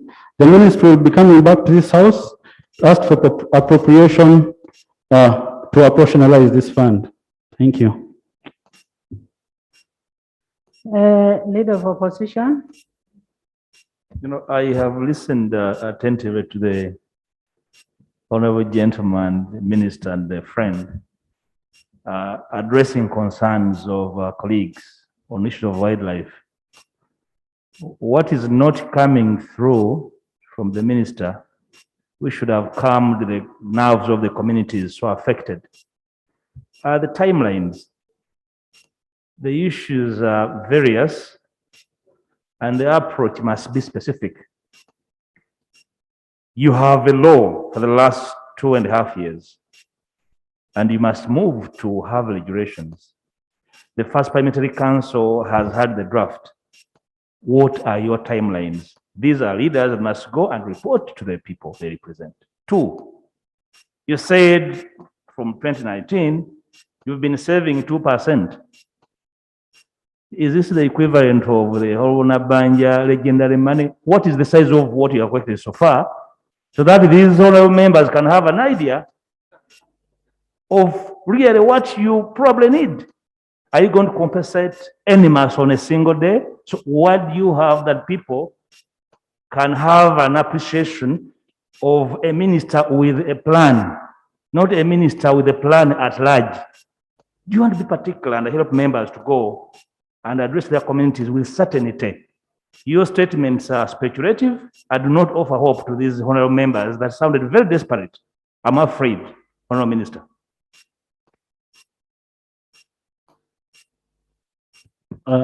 Thank you. The leader of opposition and a friend as well. Well, like I said, I'm also new to the ministry, but probably would ask for probably about a month and a half. Yes. At least I've been talking to my team because the pressure is too much. But the biggest challenge is the funding. Even when we have this law in place, if you don't add anything else into it, because I can assure you, You're saying the pressure is too much. You mean they gave you what is too big?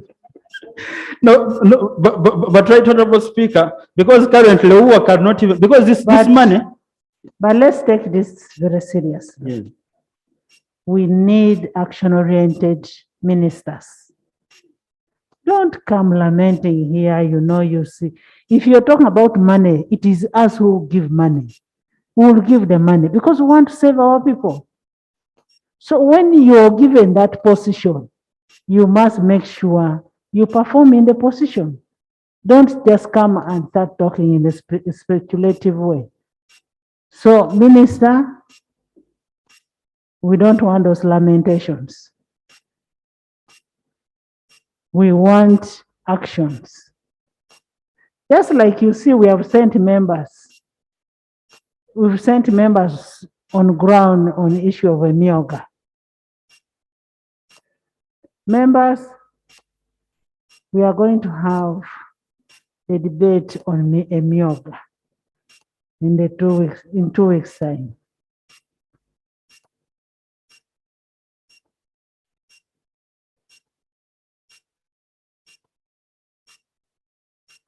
Tomorrow we shall debate the one of COVID, the report of COVID. So anyway, Minister, that is, we appreciate the job is too big, but for us, we want results.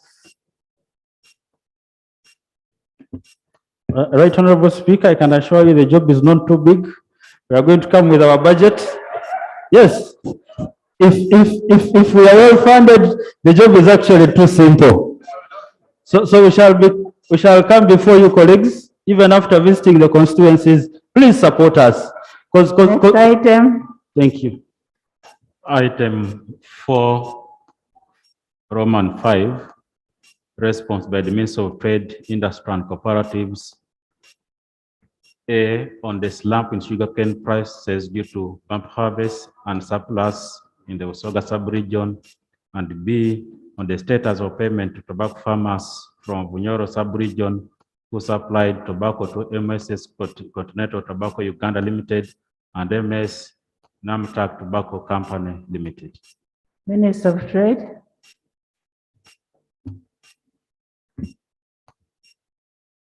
Madam Speaker and the honorable members,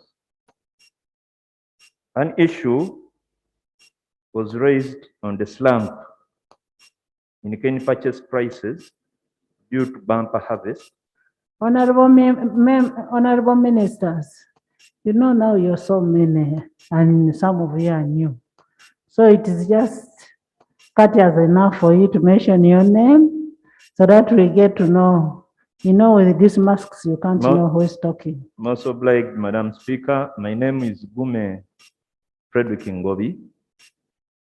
I'm a member of Parliament representing Bulamoji Northwest Constituency and the Minister of State for Cooperatives in the Minister of Trade, Industry and Cooperatives. At the same time, I wish to take this opportunity to congratulate you upon being appointed, elected to that position. On the slump in the cane purchase prices due to bumper harvest and surplus in the Busoga region, raised by Honorable Sauda Kauma, Umeme MP for Iganga District. Colleagues, the market forces of demand and supply have a direct bearing on prices in the market. Currently, the supply of sugarcane exceeds the demand by the sugarcane millers, and this has consequently led to the slump in the prices for sugarcane. In addition, the global prices slumped from the global prices of sugar, slumped from United States dollars 400 to 500 per tonne in 2016-2017, down to 330 United States dollars per tonne in 2021. The prevailing sugar prices also have a direct bearing on the sugarcane prices. Honorable Speaker, the existence of unsold sugar at the mills is also an impediment to the millers to consume more sugarcane. Here below are the interventions that the ministry has done to address this scenario. The ministry has issued a directive to the sugar mills to consume more sugarcane from the farmers than from their nucleus estates. Number two, the ministry is assisting sugarcane outgrowers to supply their sugarcane from Busoga region to Atiak Sugar in Amuru district. Also to Bushenyi Sugar Limited in Chenjojo district and to Victoria Sugar Limited in Luweero district. This will try to address the surplus. The ministry, with the help of His Excellency the President, has secured now some market for sugar to Kenya. This will help to reduce the high stocks at the sugar mills, which will create more capacity for the millers to purchase sugarcane from these outgrowers. We have also gone ahead to license 5 more sugar mills to process brown sugar into industrial sugar. This will reduce the high sugar stocks that is being held at the sugar mills. Honorable colleagues, Madam Speaker, we are in advanced stages of setting up a sugar mill in the Busoga region to address this scenario. Madam Speaker, I submit. Thank you. Thank you, Honorable Gume. There was an aspect of the BAT Continental.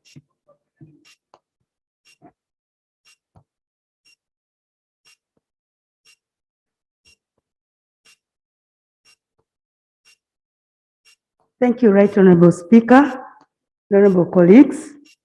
My name is Harriet Ntabazi, State Minister for Trade, Cooperative and Industry, but in charge trade.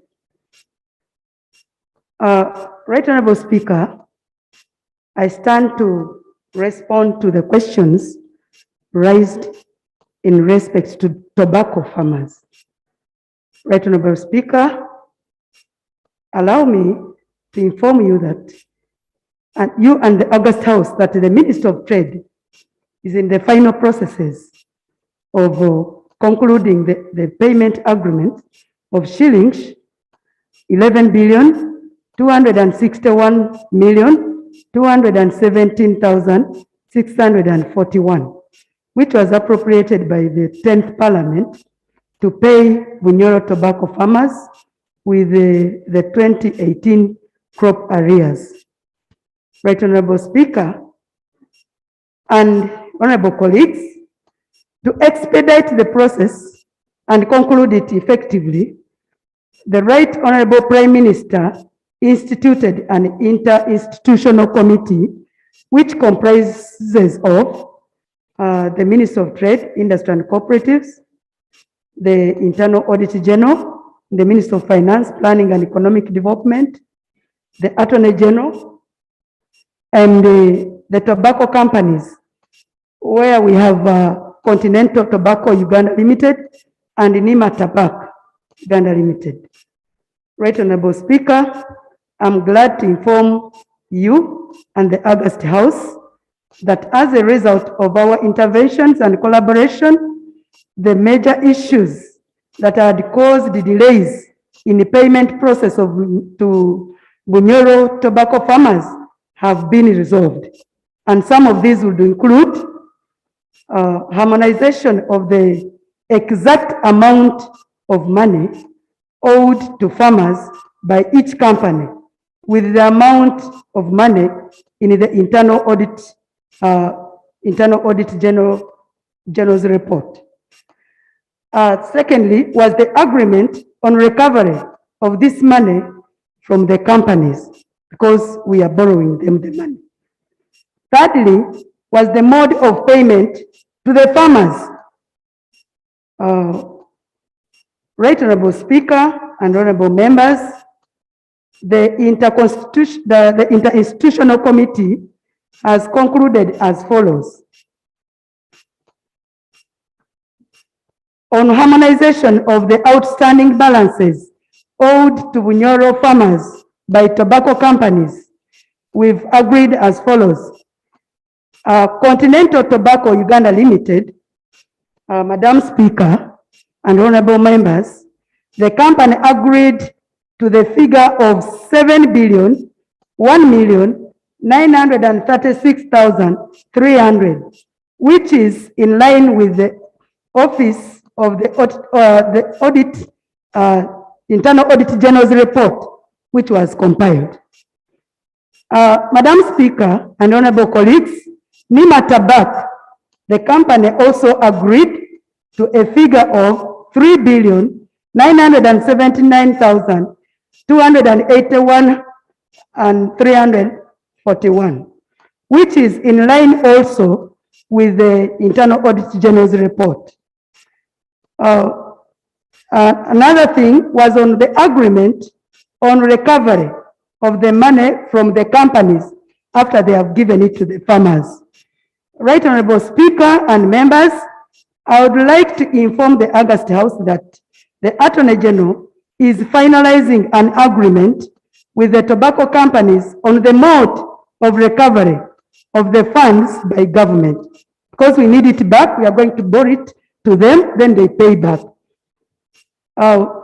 Here on the mode of payment to the farmers, Honorable Speaker and colleagues, during the interinstitutional committee meeting, the following modalities of payments to the farmers on the outstanding balances for the 2018 crop season were proposed. One, the use of mobile money, given its wide coverage, ease of access, and considering the small amounts owed to farmers, to some of the farmers, like 50,000, some members thought this one was convenient. Secondly, was the use of post bank. Right Honorable Speaker, now that the Ministry of Trade, Industry and Cooperative has been availed with the funds, we shall settle the matter as soon as possible. I beg to submit. Thank you. Thank you, Honorable Minister. We had asked you for a report of verification. The verification report on the persons that were going to be paid. Could the MPs from the region have access to that verification report? Because you may be paying people who are not the right beneficiaries. Then two, the MOU between government and the tobacco companies. What is legal instrument backs it up? What legal instrument? We agreed you should come up with a legal instrument that is authorizing us to give money to that tobacco company. Because we are not money lenders as the country.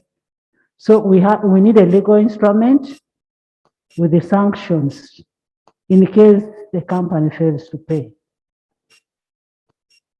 Before you even dispatch any money, there must be a legal instrument to that effect.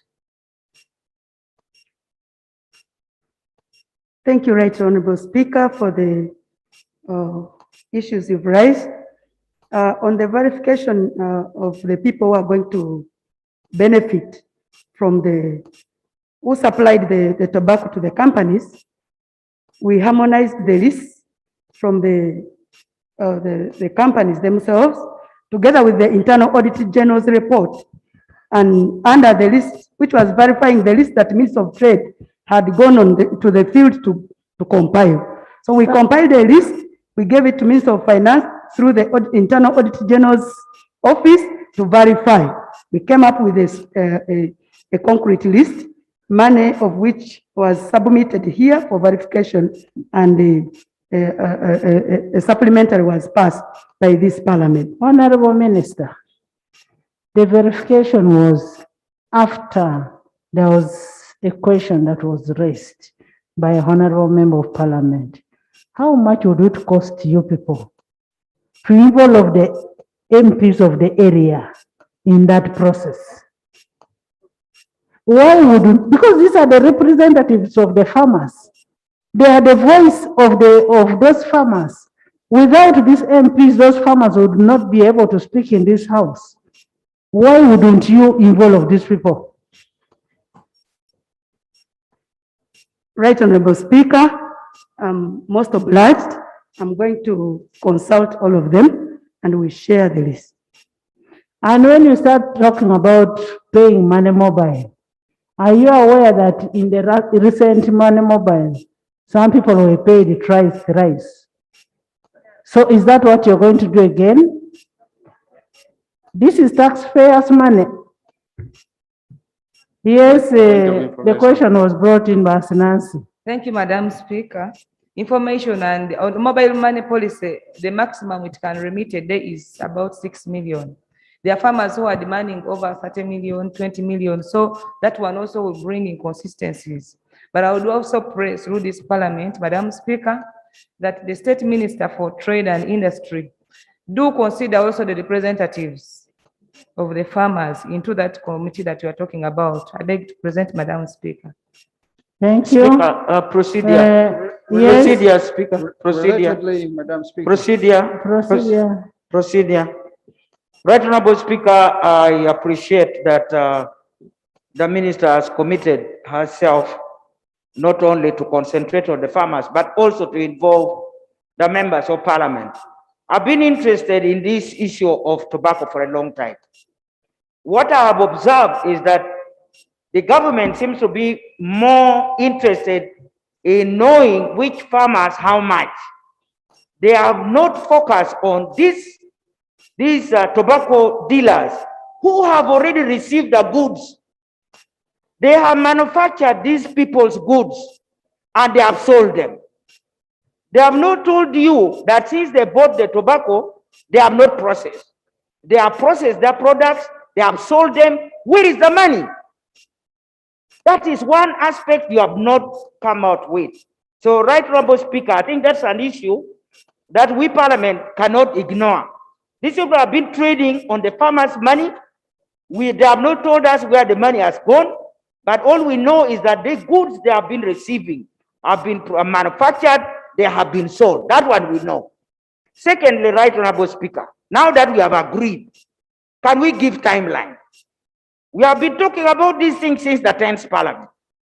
Money was allocated and the issues were resolved. Now, up to now, we are still discussing as if nothing had been done. So, Right Honorable Speaker, can we agree today that the minister should commit herself, or the government whip should commit the government, that by the end of the month or by the end of this financial year, these people would have already been paid? I think we need to tag now a timeline.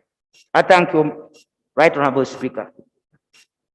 You see, before we ask for that commitment, one will need a memorandum of understanding laid on this table between government of Uganda and Continental. And then the Nimataba. We need it laid on table such that we know the terms that we are giving out our money. That's one. Two, the question Cecilia has asked is very pertinent. What did these people do with the money? We need somebody to investigate that. I know the president made a pledge. That is okay because he feels for his people. But these people should also be brought to book. They have to pay that money back to the government of Uganda. That's why we need a stringent MOU that is committing those people. Thirdly, we need a timeline. I know these people have been crying for this money for years. There are people who have already been verified, but we need, first of all, the leaders of the area to be involved. If they had involved the members of parliament in a Myoga, we would not be having this mess. Now, we don't want any government money to go out without involvement of members of parliament. We need members of parliament to be involved because they will not cheat their people. Because tomorrow they are going back for votes. They will be very transparent to their people.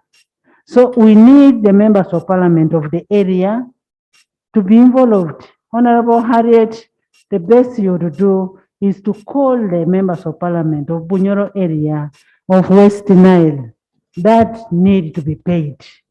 You agree on the schedule, other than wasting time for parliament all the time. These are things you should resolve in your chambers. So I am giving you, how much time do you need to pay these people to have verification, to have the MOU?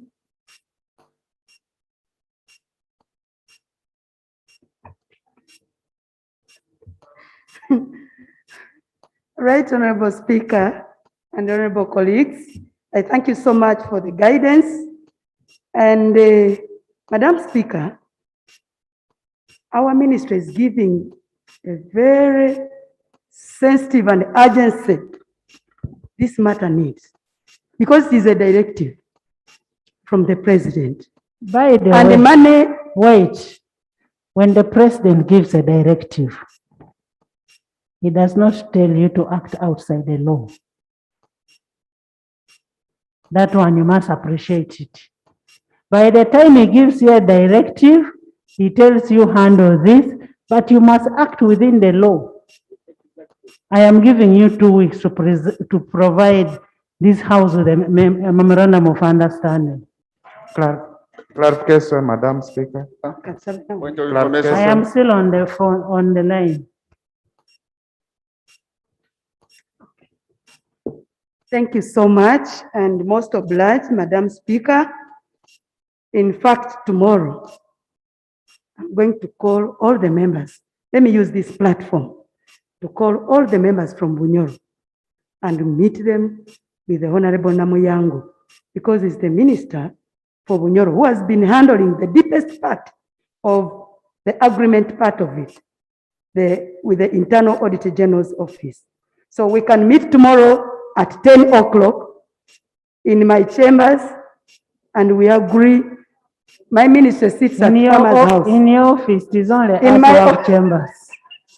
In my office, in my boardroom, we can agree on very many things, because there are things that we wanted to agree with them. But I want So that is one, Madam Speaker. Secondly, the issue that my colleague, They are not only members of parliament from Bunyoro who are interested in this matter. I told you that I've been interested in this matter for a long time. That's why I can give you the details. Now, when you say MPs from Bunyoro, then you are cutting me off. So can you please clarify the matter? You say whoever is interested in the matter. Because when I come to this parliament, I stand for everybody. I don't only stand for the people of Dokolo. I am interested in the interest or in any matter that attacks that affect the people of Bunyoro. And likewise, I would like the people of Bunyoro also to be concerned when we are talking about animal compensation for land. Honorable Cecilia, we are the ones who have asked the Honorable Minister to harmonize with the area that is affected. I don't think I can come up from Teso that I know any beneficiary. So for now, let's first have it harmonized with the affected areas, and it will be reported to this house where we shall all support. Clarification, Madam Speaker. Clarification. Madam Speaker, there is a clarification from somebody from Bunyoro. Why don't you discuss that issue tomorrow when you're in a meeting? Clarification, Madam Speaker. I am saying, why don't you meet tomorrow, the West Nile and Bunyoro? We'll discuss that issue tomorrow in the meeting. The clarification we are trying to seek is... That's Dr. Boka. That is Jackson Atima from Arua. I am saying, aren't you from West Nile? I am from West Nile, Madam Speaker. West Nile, Bunyoro sit and agree on a way forward on the tobacco issue. Much obliged, Madam Speaker. Tomorrow, do that and report back to this house. We need an MOU. If you can co-opt Cecilia in the meeting. Madam Speaker,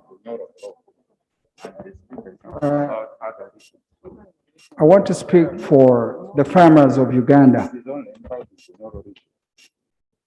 About 2 years ago, this government encouraged farmers all over Uganda to grow vanilla. And Madam Speaker, religiously, they did that. And government promised. Yes, procedure matter from the Dean. Thank you, Right Honorable Speaker.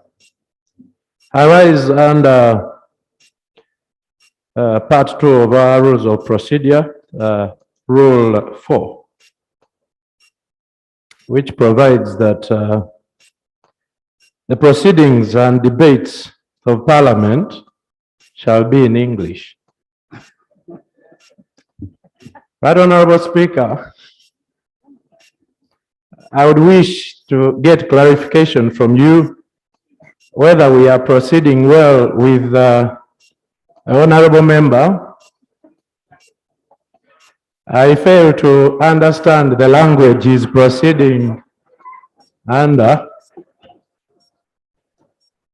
I have no problem if it's English, but in the event that it's a different language, right, Honorable Speaker, I would wish that you rule on the matter that the honorable member proceeds in the language of the House. I thank you.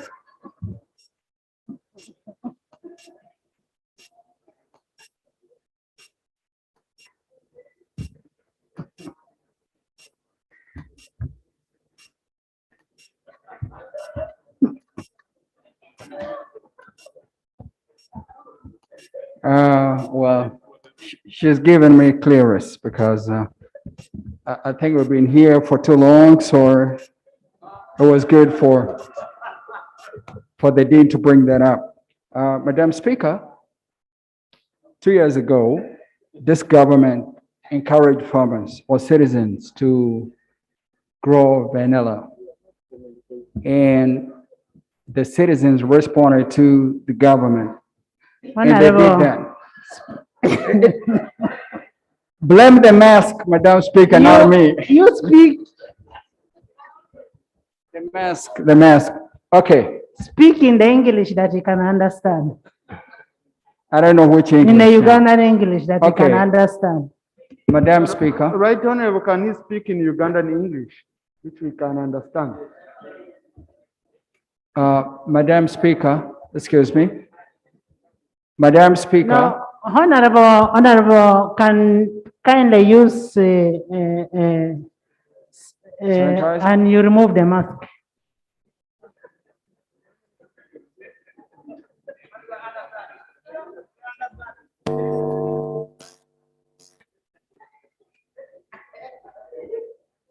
A lot of people are understanding, Madam Speaker. I think that was just a light note from my colleague. But the point that I'm trying to communicate is that when government encouraged the citizens to buy, to grow vanilla, government made a pledge to buy a kilo of vanilla at 250,000. Madam Speaker, as I speak right now on this floor, a kilo of the same vanilla goes at 25,000. And because of the pledge that came from government, there was that boom rush. People went into banks and circles and got money in terms of loans, in the form of loans. And Madam Speaker, they're stuck, they're losing property. And I'm just asking you, Madam Speaker, whether my honorable ministers, my honorable sister's ministry cannot put a provision where some of those Ugandan farmers affected in that category to be helped because they're choking on loans. And Madam Speaker, as I see, I'm wondering why a kilo of coffee goes at 3,000 shillings in Kasese, and the same coffee elsewhere goes at 5,000. I'm wondering why a kilo of cotton in Kasese goes at 2,800 shillings. Same cotton elsewhere, same country goes at 6,000 shillings. Madam Speaker, this is something that is frustrating the farming community. And the only job and source of earning is farming. And we're condemning the farming system to something like cheap labor. Madam Speaker, I feel like the reason why we're here as people's representatives to ensure that we represent our people. And this is something that is not restricted to Kasese, it's something nationwide, Madam Speaker. And I'm asking you, Madam Speaker, to use your discretion to direct government so that we have a harmonized cluster of agricultural prices so that our farmers, our fellow citizens, also can be able to afford basic needs in terms of education for their sons and daughters, and also food for their families. I appreciate you, Madam Speaker. Thank you. Thank you, Honorable. It's not for an answer now. We don't expect your response now. We want you to go and find out why that variation, why that the price difference between, say, in Kasese. Like if you looked at the cement is more expensive in Kasese, where it is being made. So you need to get for us and present to this house, say in 2 weeks' time. And they are asking, have you understood what you were saying? Okay. Okay. Honorable Gume is there. Honorable Gume will support you in what Honorable Atkins is saying, and it's very, very important. I am actually surprised that cotton is 2.8 at your place. In my place, it is 1,000. Yes. So you need to get that and report to this house. Right, Honorable Speaker. Honorable Loeb, she had not finished in what she was presenting and on the orders that I was giving her. I'll give you a chance to say what.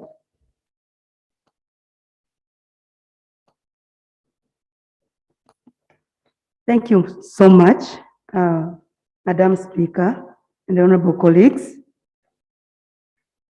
All the issues that you've raised are very, very important.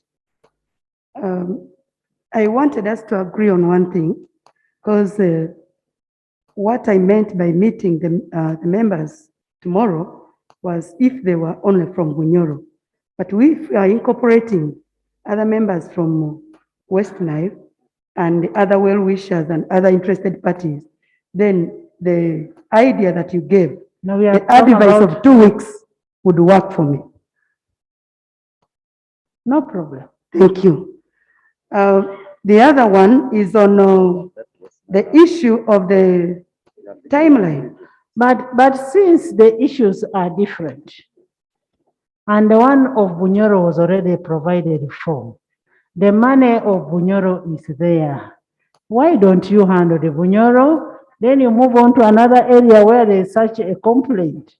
Yes, because that money might get some legs. Thank you so much for the wise advice. As we talk now, the money for Bunyoro is in the Bank of Uganda, ready for supply.